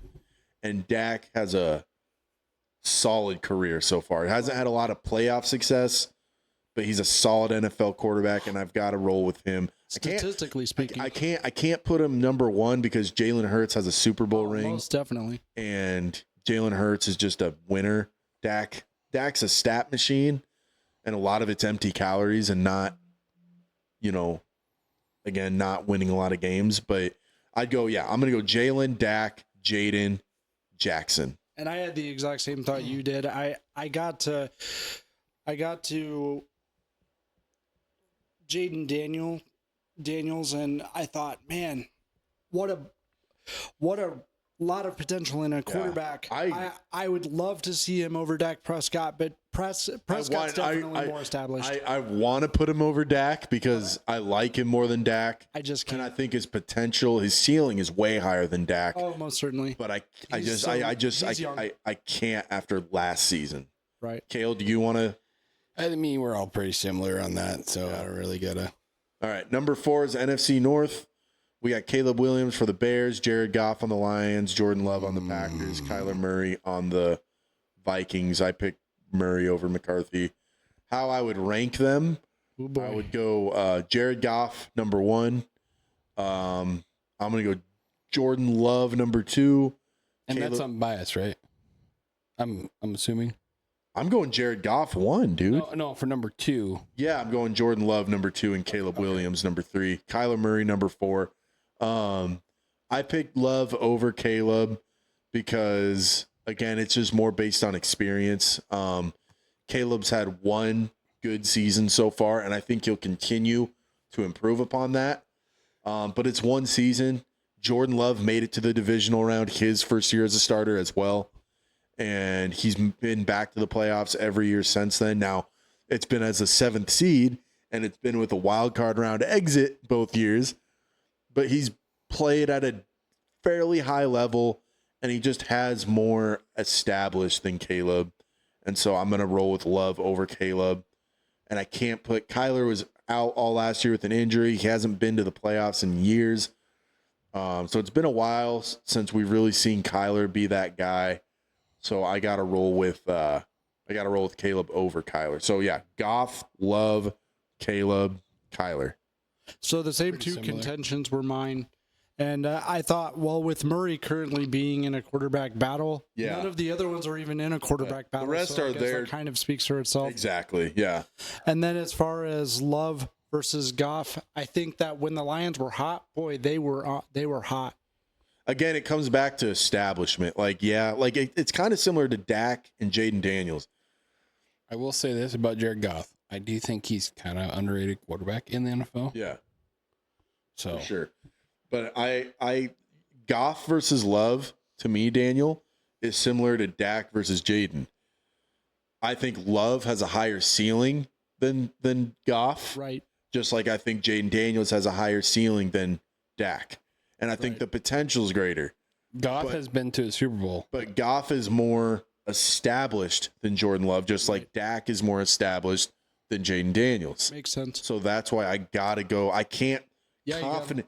Like I want to put Jordan Love over Goff, but I can't yet. I can't confidently say Jordan Love is right now better than Jared Goff, which is why I'm still rolling with Jared Goff. Got to let it pan out just like Jaden Daniels. And so that's non-biased. I know I give Kale a lot of shit for the Lions. I'm ranking his team's quarterback over my team's quarterback right now. Jared Goff, I think he's been to one Super Bowl. Yep. And he's had some great games against some great all-time players. And he's been on deep playoff runs. He has. I mean, and he's put together some MVP caliber seasons. He's never won an MVP, but that year they went to the Super Bowl with the Rams. He was playing at an MVP level. Or we mentioned it before, the game in Los Angeles against Kansas City. Yeah. Or the year you guys were the number 1 seed and unfortunately lost to the Commanders in the divisional round. Or even Jared Goff. Jared Goff, to me, was the best quarterback in the NFC that season. Yeah, well, not even that. Like, when he came in the first year, he didn't play great. He played okay. He still put up good numbers. But after that first year, he's been he stepped the fuck up. stellar. Yeah. Every year, even last year. We'll move on to the number 5 is the AFC North. So we got Lamar. I think this one should be higher just because of 3 guys, Lamar, Joe, and Aaron. And then you got Deshaun Watson, who's in a quarterback competition, who I put him over Shedeur for the Browns. But my ranking is going to be for that Lamar, number 1, Burrow, number 2, Aaron, number 3, and then Deshaun, number 4, obviously. So I'm just going to say this right now. I'm putting Aaron number 1. So did I. Why? you're going based off career Yes. and peak. Yep. Yes. Okay. Potentially greatest quarterback. Let's go based on now. Like Okay, current day. and then it'd be I feel like you have to go based on now. You can't go based off career. okay. Because if we're going based off career, Aaron is number 1 of his Aaron's career. the best in the. I mean, arguably right now. against Mahomes. Right now, I would say the toss up between number 1 would be Burrow or Lamar. Yep. I think it's Lamar because Lamar. Okay, so the thing is, I want to say Lamar. Lamar's won 2 league MVPs. Joe Burrow has not won shit, But Lamar. but he has been to a Super Bowl Exactly. and been on 2 deep playoff runs. Exactly. But he hasn't done that. He hasn't done that in 4 years. Exactly. Because he hasn't had a good offensive line. Well, he hasn't had a good defense either. That too. And you said recently, so I'm wondering how recent we're talking because I know Lamar hasn't been himself over the past last season wasn't Just last season. Yeah, it wasn't his best season. This season But neither was Burrow. The season before Lamar went off, and the season Burrow's before been that. hurt. I think the season before Lamar should have won league MVP over Josh I'll Allen. put Lamar number 1. Yeah. So Lamar, Burrow, Rodgers, and then whatever the hell comes out of Browns. it. Yeah. So we looped back around to say the same thing Sam already said. Yeah, because I talked you guys into it. Yeah, you convinced us not to use career stats. Well, you guys are going. that's You what guys we are going did. based off for sure. Well, if we were going based off career peak, then I mean, Aaron would be there. I mean, yeah, and no question about it. and then then you're putting Kirk Cousins over Bo Nix in the AFC West. Yeah, too. right. So And for some of these, I am going based off career. Like I put Dak over Jaden Daniels based off career. Right. Because Jaden Daniels is still so young. He hasn't done enough yet. And he just had a very down year. And just like putting Goff over Love. Like Love hasn't done enough yet for me to confidently put over Goff. Right. So it's just, it's I don't know. It's a finding that happy medium. well, just like in the AFC South, you got CJ, and then That's not how I ranked him though. I know. I'm just saying. Right. So AFC East is number 6. So we got Josh Allen for the Bills, Malik Willis for the Dolphins, Drake May for the Patriots, Geno Smith for the Jets. How I would rank them? Obviously, number 1 is Josh Allen. Undisputed. No question about Number that. number two, just based off last season, Drake May. Yep. Number 3, based on recency bias, I'm going Malik Willis. Yep. And number 4, Geno Smith. Geno Smith has a lot more experience than Malik Willis. Right. But Malik Willis, in a short sample size, in his few games he started for Green Bay, he looked phenomenal. And if he can get back to close to that in Miami, he's going to be way better than Geno Smith. Yeah. So that's what I'm going. Allen, May, Malik, Geno. I'll reflect that 100%. And Caleb, you agree? I don't agree. I would switch Geno and Malik around. Reason is So you're putting Geno above Malik. we haven't seen a whole year of Malik. Okay. Fair enough. Yeah. It's a good Fair argument. enough. I'm just saying it because Malik, Sure, he played great in Green Bay when he did. Malik has a great, although small, sample size, and Geno is coming off a god-awful year. Right. I was with very Vegas. But he disappointed. still had great years with Seattle the year. He did have 3 really good years in Seattle, albeit only 1 playoff appearance, but still great years. AFC. Gino, I just had to cut you off, but Gino has had somewhat of a decent career. We thought everyone wrote him off after the Jets. Well, he's had a nice late career resurgence. Yes. Number 7, AFC South. So we got Stroud for the Texans. I put Daniel Jones for the Colts. T-Law for the Jacksonville Jaguars. And Cam Ward for the Titans. How I would rank them. This is going to be the interesting one. Yeah, I think. this one will be interesting. Okay, I'll go first. Number 1, I'm going Lawrence. I'm going Trevor Lawrence. Number 2, I'm going to roll with Stroud. Number 3, Daniel Jones. Number 4, I can't put Cam Ward any higher than 4 because he's only played 1 year, and it wasn't a great rookie year. He showed promise at times, but not enough to be. And I put Trevor. I'm going to explain why I put Trevor over CJ Stroud. Stroud has regressed ever since his rookie year. He's made it to the playoffs every year, but he's regressed. Now, Trevor hasn't necessarily been, the next Tom Brady, but he had the best season of his career, arguably, last season, led the Jaguars to a division title, and there was one other season where he played really well, 2022, and he led one of the biggest comebacks in playoff history against the Chargers, and they won that game, and then battled Mahomes in Kansas City that next round. They lost, but I think overall Trevor Lawrence has a somewhat more impressive resume than CJ, so that's why I'm going with Trevor. I think the fact that CJ Stroud has made it to the playoffs, like you said, consistently, that's why I put him on top. I see that what you're saying about Trevor Lawrence trending up, but I want to see that continue before I mark him as better than Fair enough. Stroud. I feel like just last year, Stroud wasn't the reason Houston made the playoffs. He was carried by his defense. 100%. But I get your point. At the end of the day, he's still in the playoffs, and he still won a playoff game. He beat Aaron Rodgers in a playoff game. Trevor Lawrence lost to Josh Allen in the playoffs last year. So it just depends how you look at it. Kale, what's your take? Lawrence is number 1, and I'm going to put Daniel Jones number 2. Really? Yeah, I just, the last 2 years for Stroud has not been great. But yet again, it's not. So last year obviously was terrible for Stroud. 2 years ago wasn't terrible, but it wasn't anything close to his rookie year, obviously. Yeah. I don't know. I feel like he was hyped up and then he just fizzled out a little bit. Fizzled out. He needs a big year in 2026.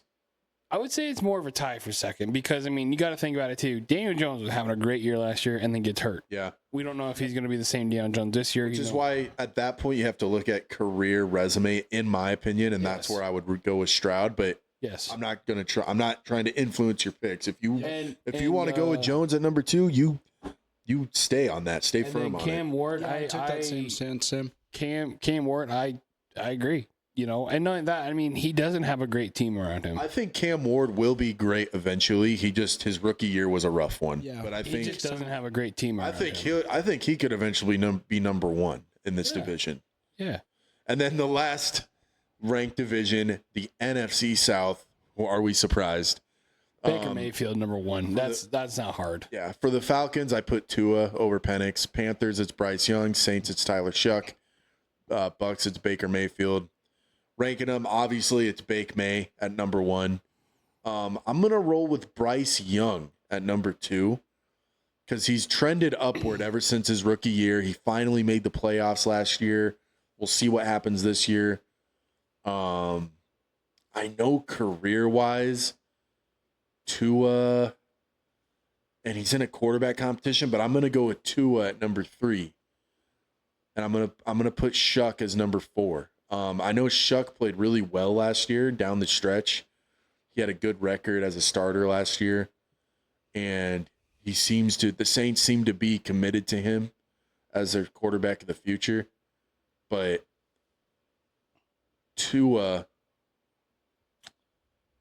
had some really good years in Miami. And I know he's in a quarterback competition, but I got to put him over Shuck. I don't know. I can't put Tyler Shuck over Tua Tagovailoa right now. So I'm going Baker, Bryce Young, Tua, Shuck.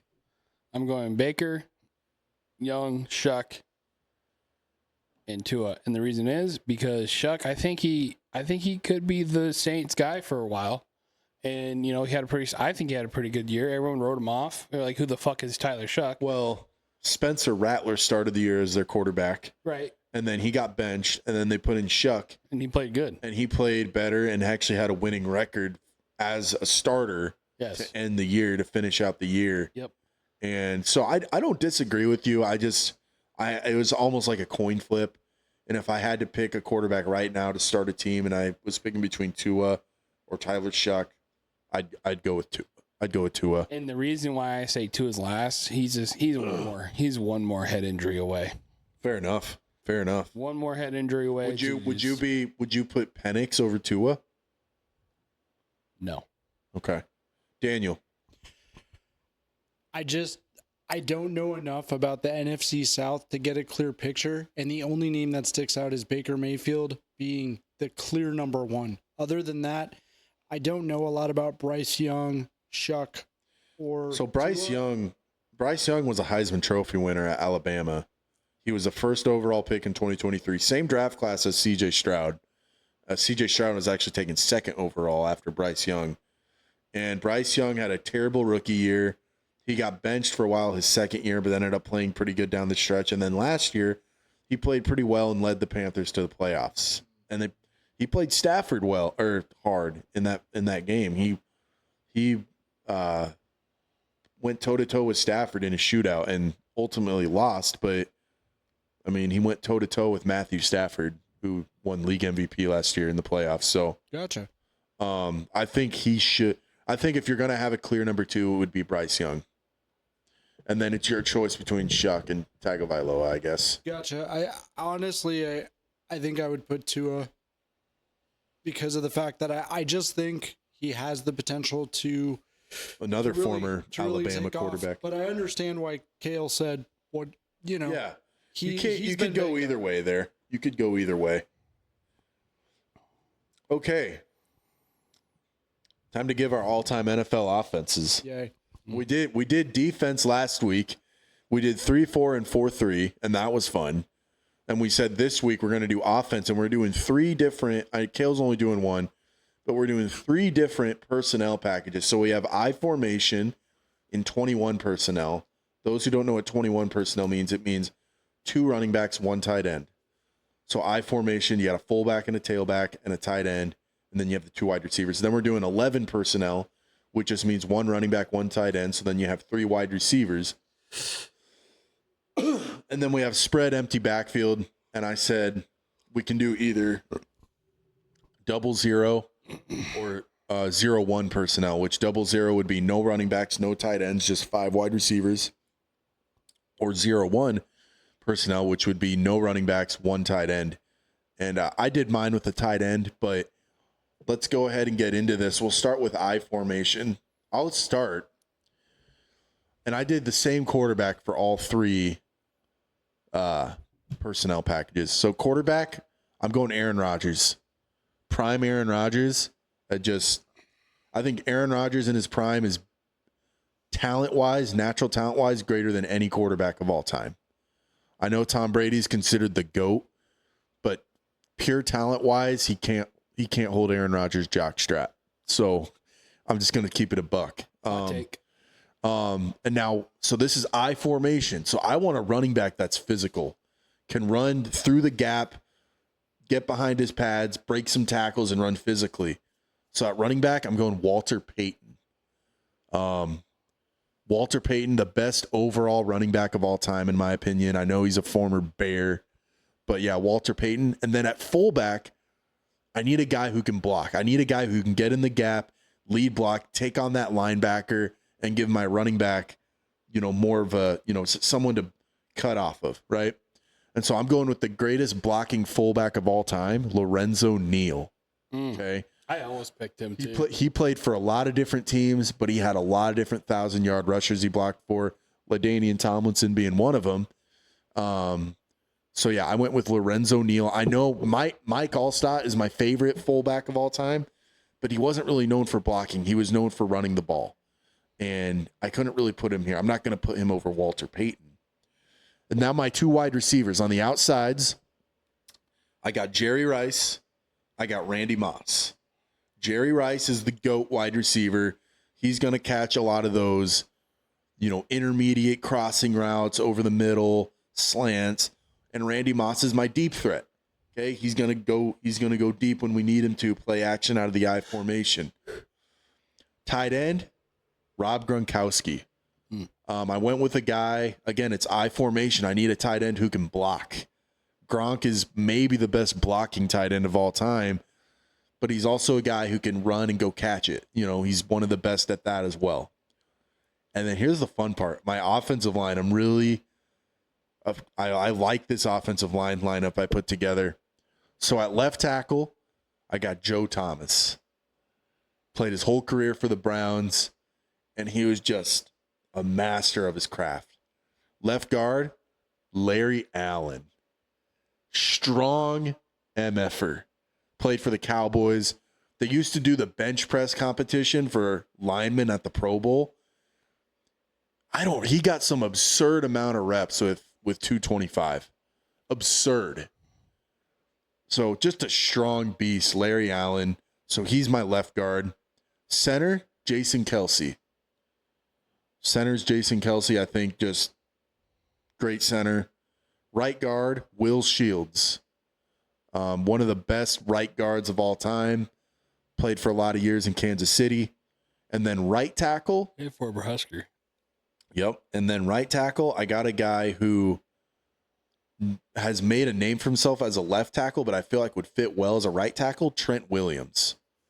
So if you guys remember when the 49ers played my Packers in the playoffs a few years ago, they sent Trent Williams in motion on a play, and he pancaked the ever-living snot out of one of our defensive linemen or one of our linebackers.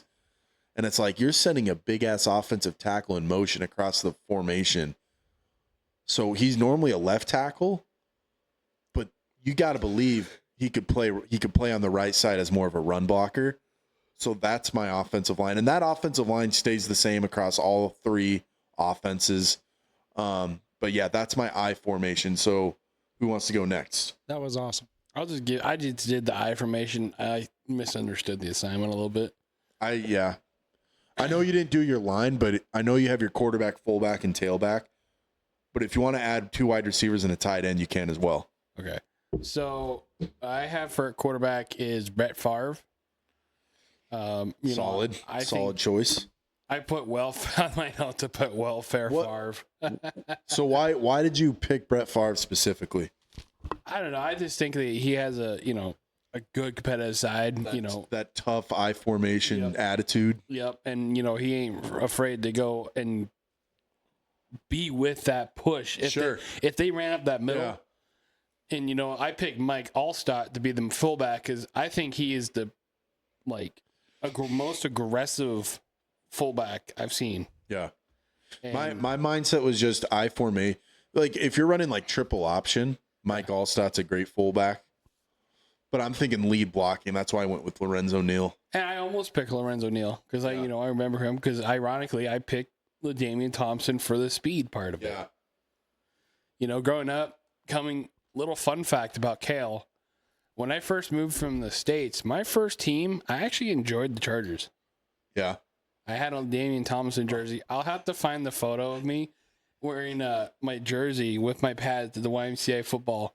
And it looks it's the funniest thing. I could see little Kale just wearing his LaDainian Tomlinson, wearing his LaDainian Tomlinson jersey out in the backyard, running around trying to be LT, juking people out and stuff. Yeah, I'm LT. Yeah. Now tight end. I mean, it's a hard one. Rob Gronkowski, he's a good one. I thought of Tony G. I thought Tony G was pretty tough. Tony G is a great tight end. I wanted to go with someone who I knew was a great blocker. Jeremy, he played for the Packers and the Seattle Seahawks. He was on the same team as Russell Wilson. Oh man. Jimmy Graham. Jimmy Graham, yes. Jimmy Graham was great. And then one of the better he played for the Saints. That's what he was known for his time with the Saints. But he did go to the Seahawks too. He did, and the Packers. Yeah. Yeah. That there's 3 right there. And then receiver wise, I'm surprised you didn't say Antonio Gates I completely forgot about Antonio. and Travis Kelce and Yeah. Shannon Sharp. Yeah. There's been a lot, but anyway. Receiver wise, So who are you going to pick as your tight end then? Pick one. I'm gonna go with Rob. I think Rob is probably the most aggressive one out of them. Yeah, as a blocker, yeah. And then receiver wise, Randy Moss is a good one, so I'm gonna go with Randy Moss. And then Alec Pierce. I'm kidding. Alec Pierce. Receiver. Oh, I know who you're going to pick. No, Chad Okosinko. Really? Ocho Cinco. Chad Johnson. You're picking the other C. Johnson? Yeah, because dude, he was a shifty little guy. You're not picking Calvin? Yeah, he made some big plays. I do like Calvin. As a Lions fan, I'm surprised you're not picking Calvin as your all-time. If I were able to pick another receiver, I would pick Calvin, to be honest with you. So you pick Randy and Chad Johnson. Yes. All right. The speed. I can see it. All right, Daniel. So I did not use Chat GPT to answer all my questions. Willow has no idea what's going on. Oh. I'm sorry, Willow. And then what I did was I looked up He's like, some of thanks. the names She's of like, players she's looking at you to like, remind thanks, Daniel. myself- Oh, right. This is your fault. To remind myself of some of the people I remember watching growing up and hearing the name of. And then I just thought about the formations and who would look best in them. And I know that this is probably very controversial, being that I did not like this person as quarterback for the Broncos. But in a I formation, especially like Sam said, if you were going to run a triple, I would definitely go with Russell Wilson in his prime. Okay. I think that Russell Wilson. You're going really specific based on that style of offense. Uh-huh. And if you're going I formation triple option, it's hard to pick a better quarterback in their prime than Russell Wilson. So keep going. Let him go. Let him go. He's simmering. Yeah. As far as my receivers go, I thought it was ironic that Sam and I connected in that exact same way. I feel like a lot of people are going to pick those two for the receivers, though. Yeah, Jerry and Rice. that is literally the exact same duo that I had, because those are the people that stand out. I remember Randy Moss catching the ball with one hand.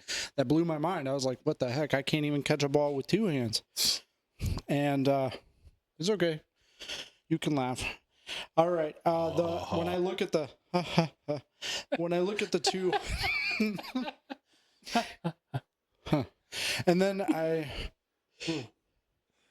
picked my running backs as I thought about it, as far as what you would run out of the eye and what you would want to accomplish. And like Sam said, I wanted somebody that as a back was very physical and could definitely open the hole.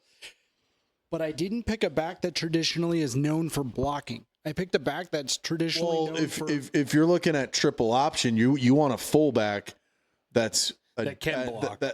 No, you want a fullback that can run the ball like a Mike Allstott. Oh, yeah, Or even like I think of like a Jerome Bettis type of back. Right. Well, and The tailback, you want actually someone who's a little bit faster and shiftier. Right. And I'm not saying that I would run the triple option all the time. I think Russell Wilson would have that ability. Okay. But the people I would put in the eye with him, like I said, as a lead blocker who isn't known for blocking but was known for trucking, I'd put Adrian Peterson, because I think that's At fullback or I back? At I back, because he'd have to block, right? No. Then it's the out other of the I formation, the fullback would be the one that blocks. Then I would put Adrian Peterson at fullback, because although he's not known for blocking, his physical running ability alone would move people out of the way. That's great. Yeah. If you're running triple option out of the I formation and Adrian Peterson is your fullback, watch out, because he would be a great triple option fullback. And then in the triple option, a lot of times the fullback is almost the primary ball carrier. Right. That's your first read, is the fullback. That's the quarterback's first read. He's giving it to the fullback. And that's who I want it to be, because then if you thought that's who's coming, then if he has the ball, you're in trouble. And if he doesn't have the ball, you're in trouble, because the guy behind him is Emmitt Smith. And Emmitt Smith is known to be fast and shifty. If that hole opens, that boy is gone. Emmett Smith. Okay. Yeah, Emmett, a lot of people kind of do forget him a little bit. Well, he's the all-time. It's funny because he's the all-time leading rusher of all time. People do forget about him. That's They weird. do. Well, they downplay it because he had a great offensive line and a great group around him. My dad is a Cowboys fan. So I almost feel like Barry Sanders would have been a better pick for you there, but I'm not going to argue Emmett Smith yeah, Barry Sanders would fit there. or even LT, like what Kale said. But no, keep going, keep going. And so Who's your tight end? My tight ends for this particular play, I think we talked about tight ends that played alongside with. We just brought up his name. I can't remember. Kale was talking about Gronk? Tony G. Yeah. Tony G. From the Chiefs. Or no, it was did he play with RG3 or did he play with Russell Wilson? One of the two of them, we just brought him up. Oh, Jimmy Graham? Jimmy Graham, that's Yeah. it. Because I think in the tight end position, Mahomes shows that if you have a connection with your tight end, you can make plays happen that aren't supposed to happen. Yeah. And that's really what we've seen from Mahomes and Travis Kelce over the years. Oh, yeah. So that was the kind of connection that I wanted between Russell Wilson and Graham. As far as my line, this was hard for me because I really don't know football depth. So I did have to use a little bit of ChatGPT just to look at some people. But then I actually dropped back to Reddit and I asked Reddit a specific question. I said, Reddit, can you tell me who some of the nastiest, most aggressive offensive linemen are? And they came up with some names. At guard, I had the same person. Larry Allen. Larry Allen. Oh, yeah. He was just. If you don't have him on your all-time offensive line at guard, you're tripping. You're tripping. Imagine getting up, just go trip real quick. And then I'm also trying to find that football picture, by the way. So Okay. at center, I don't know how this happened that I picked so many of the same ones as Sam, but at center I did put Jason Kelce. Yeah. Because I wanted a guy who's in the league now, who plays well in a position where he's. I debated between Jason Kelce and Jeff Saturday. I went with Kelce. Yeah, I needed a person who I knew was playing well today. Well, he's retired now, but he's Well, I meant like recently. in the era. Yeah. So, and then two names that came up who I'm not familiar with, but were apparently super aggressive players who I would fill the other positions. One was Richie Incognito. Ooh, that's a good. He played for Nebraska. I got some stories that I can't really say in the air, so I'll have to tell you guys after. All right. And then From people that might have played with him, kind of thing, through family or former family. Okay. So, and the last one that I picked to fill was Eric Williams, another person who was known to be very aggressive. Again, I'm going to trust Reddit for these backdrops. You're missing one. That's only 4. Oh, I needed 5. Yeah, there's 5 offensive linemen. So you put Larry Allen, Jason Kelce, Richie Incognito, and Eric Williams. Yep. So I would just need one more person. You need one more. I think it would be a tackle because wasn't Incognito a guard? yes. So you'd need Eric. I'm assuming Eric. I think he actually switched between sometimes I think he also played tackle. Well, we'll say he's a guard in your offense. Okay, yeah. Okay. Which And Eric Williams, I think, was a tackle. So you need another tackle. Okay. You can steal one of mine if you want. Sure. Go ahead and tell me who you think goes good with that team. I'll let you have Joe Thomas. Joe Thomas. He wasn't like the most nasty, aggressive offensive lineman, just consistent, man. Right. And He was a left tackle. So left tackles are more pass pro. They sit back, they're pass protection. They're not nasty run blockers and get after it. well, with left tackle on that same side, my left guard was Larry Allen. Yeah. So we're very strong on the left Larry side Allen is as my far left. as- So is Incognito your right guard? That would be correct. And then Eric Williams, your right tackle. So, Okay. so we're super nasty on the right, and we're I'm super surprised it flexible only on the gave you left. 4 linemen. Well, no, I picked 4 because I didn't realize there were 5. I know so Gotcha. little about the depth of the line. Well, gentlemen, those were good. Let's move on to 11 personnel. I know Kale didn't do this one, so it'll just be me and Daniel. Let's do So this. 11 personnel again. That is one running back, one tight end. That's what the 11 stands for. So the rest of your skill guys are wide receivers. So You want me to cook? You want me to go first? I'll start again. All right. So quarterback, I'm sticking with Aaron Rodgers. Again, I have Aaron Rodgers in all of these. Aaron Rodgers in his prime can make all the throws. He can also scramble if needed. He's not as elusive as a prime Russell Wilson when it comes to running, but he can scramble and get out of the pocket and do some stuff. At running back, in my 11 personnel, I went with Barry Sanders because at 11 personnel, you don't have the fullback in there. It frees up space, really on the defense and for the running back. Question for you. Yeah. Would you do like before retired Barry or like fresh out of college Barry? So all of these people I pick they're in their prime. Okay. Like at their best. Both of them, but before he retired, he was still pretty dang good. Yeah. So. I'm just naming out all these players I name is when they're at their best. Okay. That's how I'm prefacing this. So I picked Sanders for my 11 personnel because in 11 personnel, you're mostly going to be running a zone scheme with your running plays. And so where I use Walter Payton for my gap scheme, power running, Barry's a little more elusive and fits more of the zone scheme a little bit better. So that's why I'm going with Barry for my 11 personnel. And then my receivers out wide, I'm going with the same two guys, Jerry Rice and Randy Moss.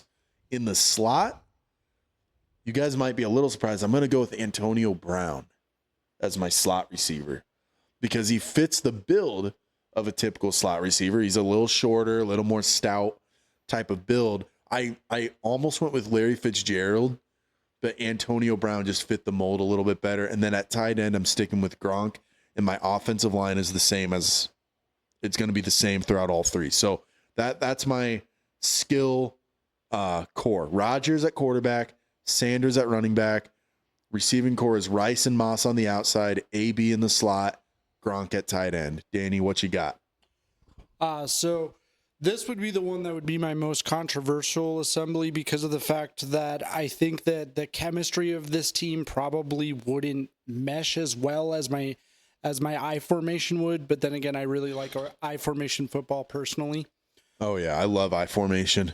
And so for the quarterback, since I started with the quarterback last time, I picked Michael Vick because I think Michael Vick's versatility in this position actually lends itself to... Michael Vick would almost be a better triple option quarterback than again. Russ. Again. Vick in his prime. Right. Again, we're talking about Vic in prime, right? Yes. I'm assuming, yeah. Yes. You're picking everyone in their prime. Correct. Okay. Yeah. Okay. I was gonna say the Falcons. Well, honestly I though, feel like the Falcons honestly, Vic though, would be better. in 11 personnel in this offense, I'd almost pick Eagles Vic because he was better at passing, and this is an offense that you're going to be passing more out of. Right. So I don't know, but Well, continue. I like his versatility regardless because I think you can still run multiple different varieties of plays out of the 11 personnel setback or set, sorry. And for my tight end, I picked Shannon Sharp because I watched Shannon Sharp play a lot for the Broncos. Yeah. I really enjoyed him in that position. Now he would fit a good tight end in that offense as a receiving tight end. Unk, yeah. Unk. That's his nickname. Is he going to potentially get the chemistry he needs with Michael Vick? It's hard to say. I think any players can get chemistry with time together. So hypothetically, if they get time together, you build the chemistry. yeah. right. As far as my receivers, I kept my receivers the same on the outsides with Jerry Rice and Randy Moss. I actually, for whatever reason, forgot there was a third wide receiver in this package, so I didn't dig in and pick a good third person. It's literally 3 wide receiver. I know, right? I wrote it down. I just didn't actually pick anybody. Who's your running back? And then my running back was Deion Sanders. What? Deion Sanders wasn't a running back. Okay, then Did you mean Barry? You mean Barry Sanders? So the running back was Barry Sanders. Then Deion Sanders must have been the other receiver. Then, No, right? Deion Sanders was a corner. Oh, what the heck? He must use Chad. I mean, you can use. I mean, Deion Sanders played a little bit of offense because he was a versatile playmaker. Like, he was a good football player, and they would use him sometimes as a receiver or maybe a running back here and there, but he wouldn't be on an all-time offense. I wonder if it was just the fact that I was looking for speed players, and he might have been known for speed then because his name. Well, he was also a good kick returner too. If you wanted to, you could put Travis Hunter in there because he plays both ways. But yeah, but he wouldn't be on an all-time offense. Come on. Right, I know. I'm just saying. No, I know. It's his list. I'm just kidding. I know. Right? Yeah, I don't know what happened there then because that. We'll just say you put Barry Sanders. Barry Sanders was the runner. But who's your slot receiver then? You got to pick one. That's you need a slot receiver. Oh, you know, what'd be good, Jordy Nelson in the slot. Maybe since For an all-time offense though, I just don't think he's good enough. You could pick someone a lot better. You think? Oh yeah. And I'm a Packers fan and I love Jordy Nelson, but come on. In an all-time offense, maybe that's just me. You got him in deep thought now. I'd rather pick like Donald Driver. Ooh, yeah, I like that. Yeah. Or even Devontae. I'd pick Devontae Adams over Jordy Nelson.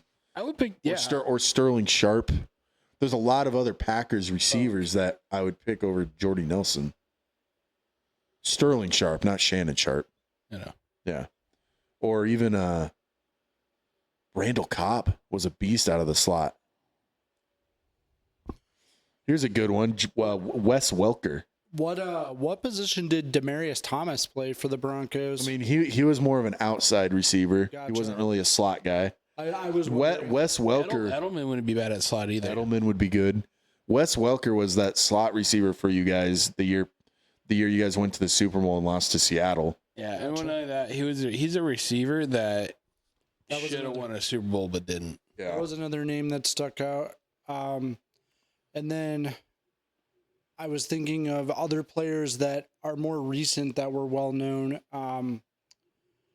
The guy who left the Chiefs to go to play Tyreek Hill. Yeah, Tyreek Hill. He'd be a good option for the slot. So I think I would probably put Tyreek Hill just because I don't want to pick all of the greatest all time. I want to pick players that I've watched that I've seen. No, that's fine. That's fine. It's your thing, man. Well, then I've got Deion Sanders in there, so we'll just say he meant Barry Sanders, not Deion.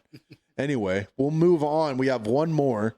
Spread empty backfield, and like I said, you could either go 0-0 or 0-1 personnel. I went 0-1. I'm going to keep that tight end in there. And I also still had a running back here in one of the slots. You guys probably won't be shocked when I tell you who it is. But again, quarterback, I still had Aaron Rodgers. And then my two outside wide receivers are still going to be Jerry Rice and Randy Moss. In the slot, I still have Antonio Brown. In the other slot, I'm put a running back, Marshall Faulk. okay. Who is probably the best receiving running back of all time. I mean, you could argue Roger Craig. You could argue Christian McCaffrey. I'm going Marshall Faulk because what I like here is if I want to, I can motion him into the backfield and do some running plays in the empty backfield set. But I'm going to start him in the slot. And then at tight end, I'm sticking with Gronk. And then my offensive line stays the same. So I got Rodgers, Rice, and Moss outside. Brown in the slot, Falk in the other slot that he can motion across the offense into the backfield, into a tight a trips formation, and then I got Gronk at tight end still. Offensive line stays the same. Gotcha. All right. So Really solid. I was going to tell you something. Do we have any more? Is that Daniel's doing his spread offense, and then okay?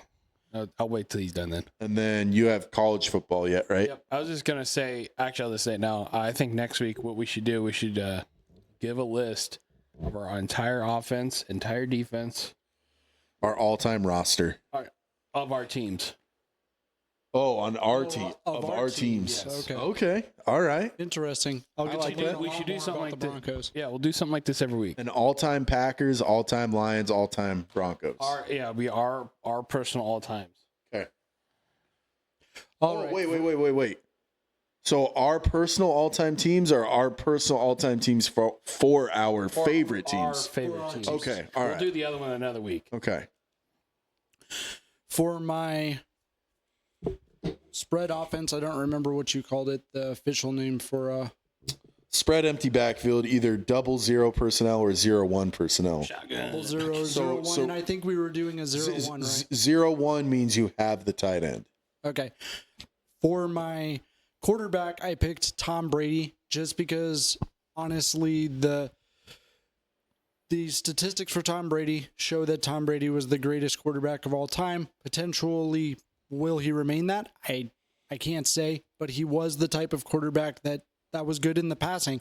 I also considered putting Peyton Manning there because I think Peyton Manning is potentially one of the greatest pocket passers of all time. Guy like Russ would also do well in the spread, because nowadays the spread offense, you want a quarterback that can scramble around back there too. Mahomes would be a good one as well, but sure, Brady is never a bad option. So continue. Right. And so I put Brady there because I thought that he, potentially being the greatest, should be able to connect with some of the greatest receivers, which stayed the same, just like you, Rice and Moss on the outside. And then on the inside, right. On the inside, I've got Champ Bailey. What? Come on, you're a Broncos fan. Right? Champ Bailey, he was a corner for the Broncos. Jesus Christ. Star corner. How did I end up with two defensive Chat players GPT. I know, right? You're butchering the shit out of this. Hold on. I gave you, who'd you end up going with as your slot? Or no, you went with Tyreek Hill, right? For the last one? Yeah. Okay. Put Tyreek Hill there. Champ Bailey is not a wide receiver. Right? He's a cornerback. He played defense. And he played for your Broncos. I know. That's why I don't know why I asked. So why for are fastest, I asked for fastest receivers, and that's what he handed me. Yikes. This has turned into a shit show. Jeez Louise. And then Who's your other slot receiver? the next one was Travis Kelce. He's your tight end. Right. Well, you need one more receiver. If we're going spread empty backfield, you have 5 receivers. So then what I would wonder is, I know Barry Sanders wasn't known for catching the ball, but could Barry Sanders play in the same capacity that you're running back? I think he could. The Lions never really used him that way. The Lions never really used Barry as a receiver out of the backfield. No, they just ran the shit out of him. But he could have been great in like a Marshall Faulk, Christian McCaffrey type of role. The name that I have down is Deion Sanders, so I replaced him with Barry Sanders, so that would be the person that would have been there. All right.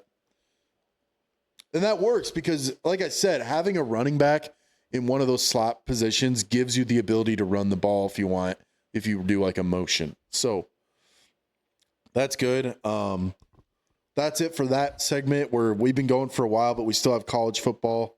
Kayla, I'm going to let you take the reins, and I'm going to run to the restroom. All right, so this is going to probably be our last segment, so I don't really have a whole lot. I just got a little bit, I was just telling Sam before we started, we're probably going to be talking about Brandon Sorsby, Texas Tech, for quite a while now. Are going to be for a while, because this has just grown so much more into what it is, and the best thing I can say right now about that, and I'll just get into the Brandon Sorsby stuff.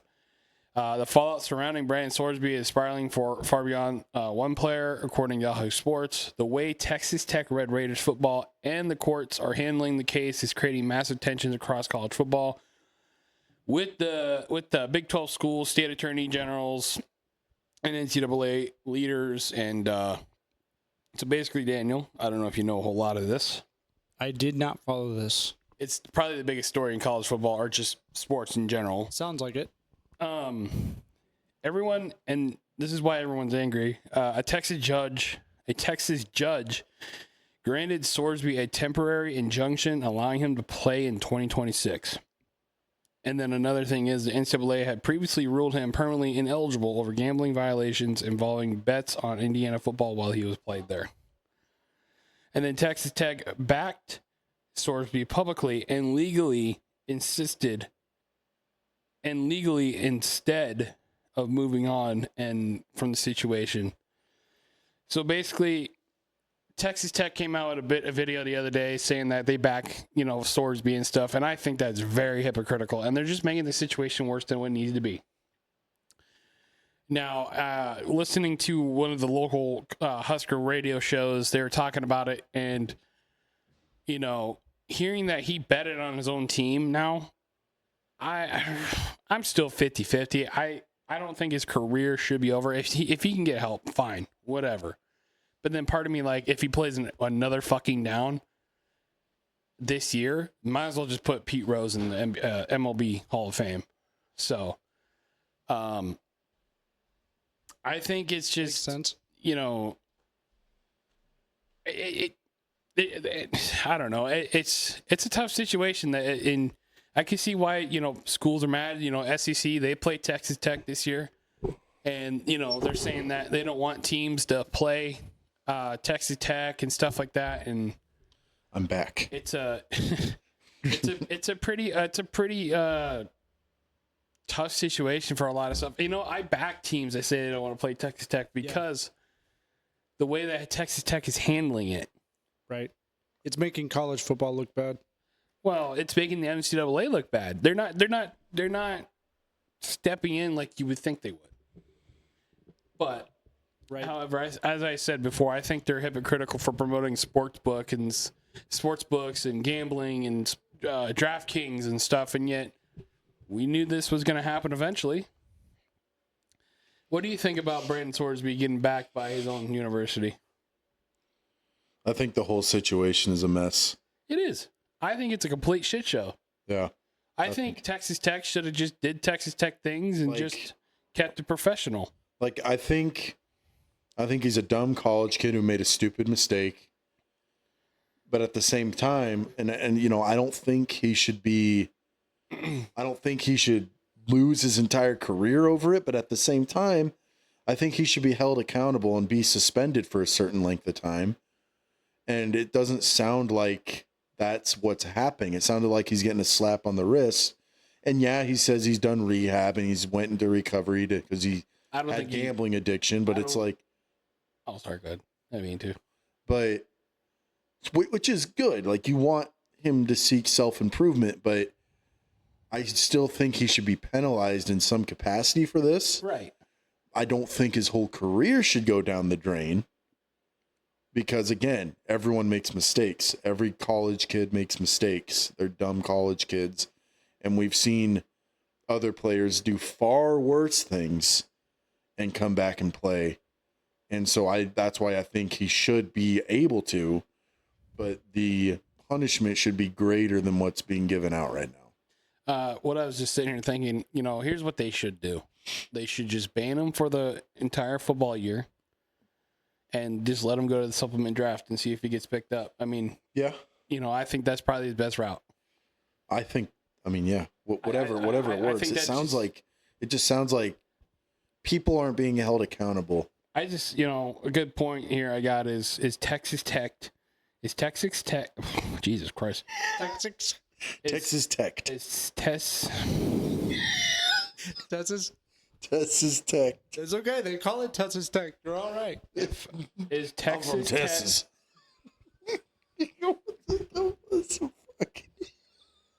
Texas.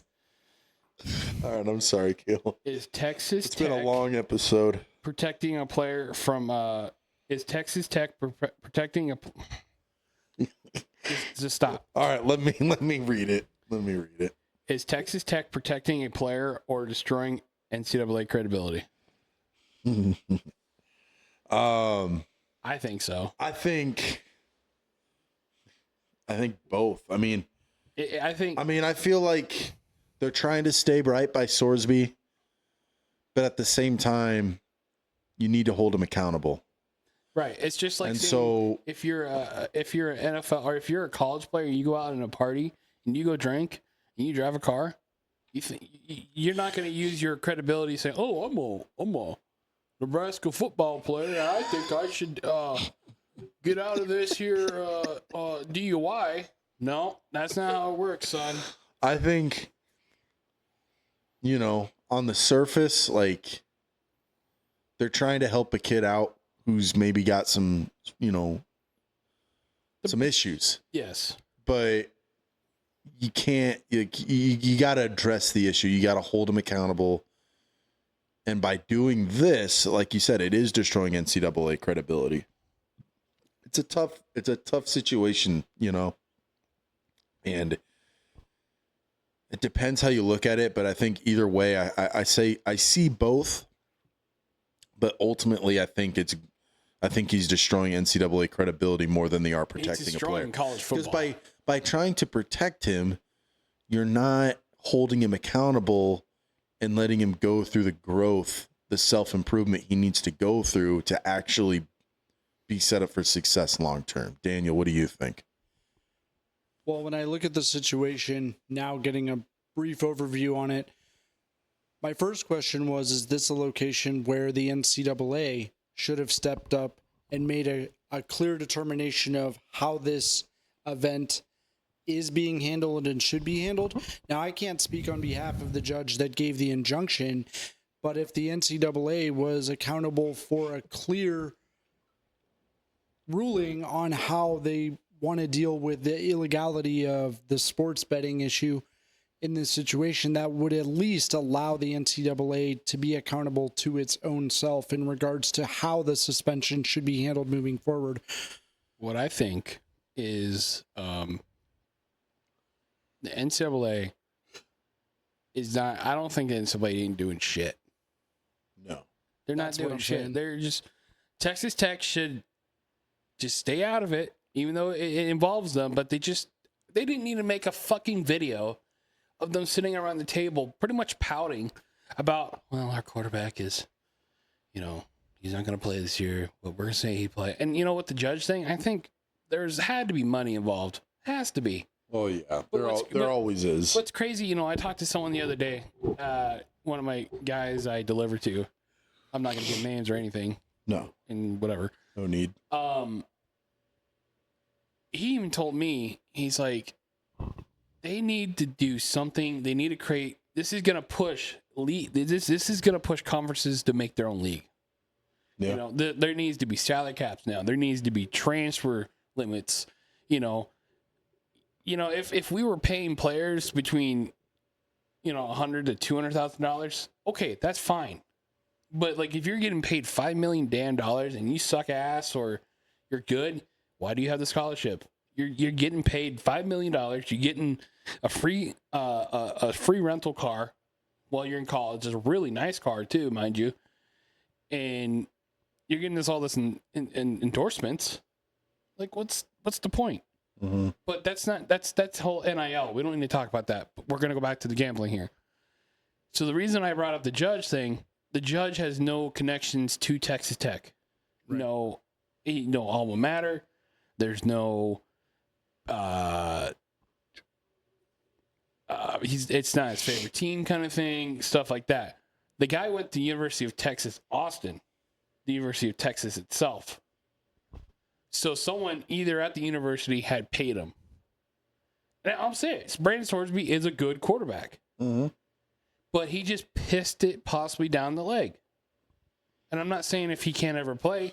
I think the way this whole situation is being handled, it's crap. It's not holding him accountable the way it needs to be, and it's jeopardizing his career in the future down the road. So I think overall it's just a shit show. I don't think we're not going to ever stop talking about it for a while. It's something new is going to happen. It's something that's going to, it's ongoing for sure. Yeah, and to find out that he did a bet while in Indiana, like I said, when you're in the bathroom, I told him, I said, if he plays it down this year, Pete Rose should be in the MLB Hall of Fame who cheated. Yeah. And Bill Belichick should be a first ballot Hall of Famer. Exactly. And then like if we're going down that road, Right. Last two things I have about this topic here are courts gaining too much control over college sports. Because this ain't the only time we've seen a college sport get determined by a court. Or any sport. And that was the reason why I made my first statement is this an area where the ruling should encourage the NCAA to make a clear-cut set of regulations in regards to areas like this? This is what I will say about the NCAA. and I'm going to kind of make it kind of clear, is the NCAA is not going to do shit. They're already handling this situation very poorly from the fucking jump. And I personally do agree that this will drive teams to create a super league in 2 to 3 years, or if not, maybe 10. I don't know. You know, it's going to push the SEC out. It's going to push the Big 10 out. And maybe Big 12 will come with it as well, you know. But your 2 money schools are going to form a big-ass league where they'll have all these limits and stuff. But then that shit will get old, too, because you're playing about the same team every year, and it's going to be so competitive and whatnot. You know, we're in the Big 10, so sure. At that point, it'll just be like, what's the point of the NCAA? It'll be even more NFL junior than it already is. Yes, and what I was going to say too,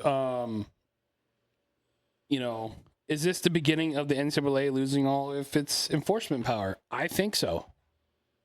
That's why I want to see them step in. Yeah. They're not the NCAA is not taking accountability for this. No. This would never start. I mean, it's probably been happening for years. And then this has just came into the limelight. Not a good look. Because he checked himself in. But moving on from that, like I said, we'll probably be talking about it next week anyway. Something probably going to come up. We won't be recording next week. Oh, sorry, in 2 weeks. In 2 weeks. I'll still be here, Kale. Good luck. The Florida Gators football are moving forward with a massive renovation project for Ben Hill Griffith Stadium, better known as a Swamp, historical stadium, mind you. Swamp. The proposed overhaul would cost around $1.45 billion, making it the most expensive stadium renovation project in college football history. What it will have is expanded concourse, restrooms, upgraded concessions, improved accessibility, premium seating, hospitality areas, new audio video technology, better stadium entry flow and infrastructure, enhanced fan connectivity and game day experience. Florida officials insist that the renovation will keep the iconic bowl design, which I like. Fans will be closer to the field. The intimidating swamp atmosphere, roughly the same 88,000 seat capacity. So, that's really cool. Yeah, I like stadium renovations. Yeah. I like hear when people, you know, update their stadiums. Yeah. You know, so I think it's always imagine the Huskers. It's always a smart move to make it better for the fans. Imagine if the Huskers did a 1.4 fucking. Yeah. Oh my Lord! All this just to go 6-6. They'd hear it from the fans. All this to go 5-7. Yeah. And then little note here. Donovan McNabb Jr. committed to the school of UNLV,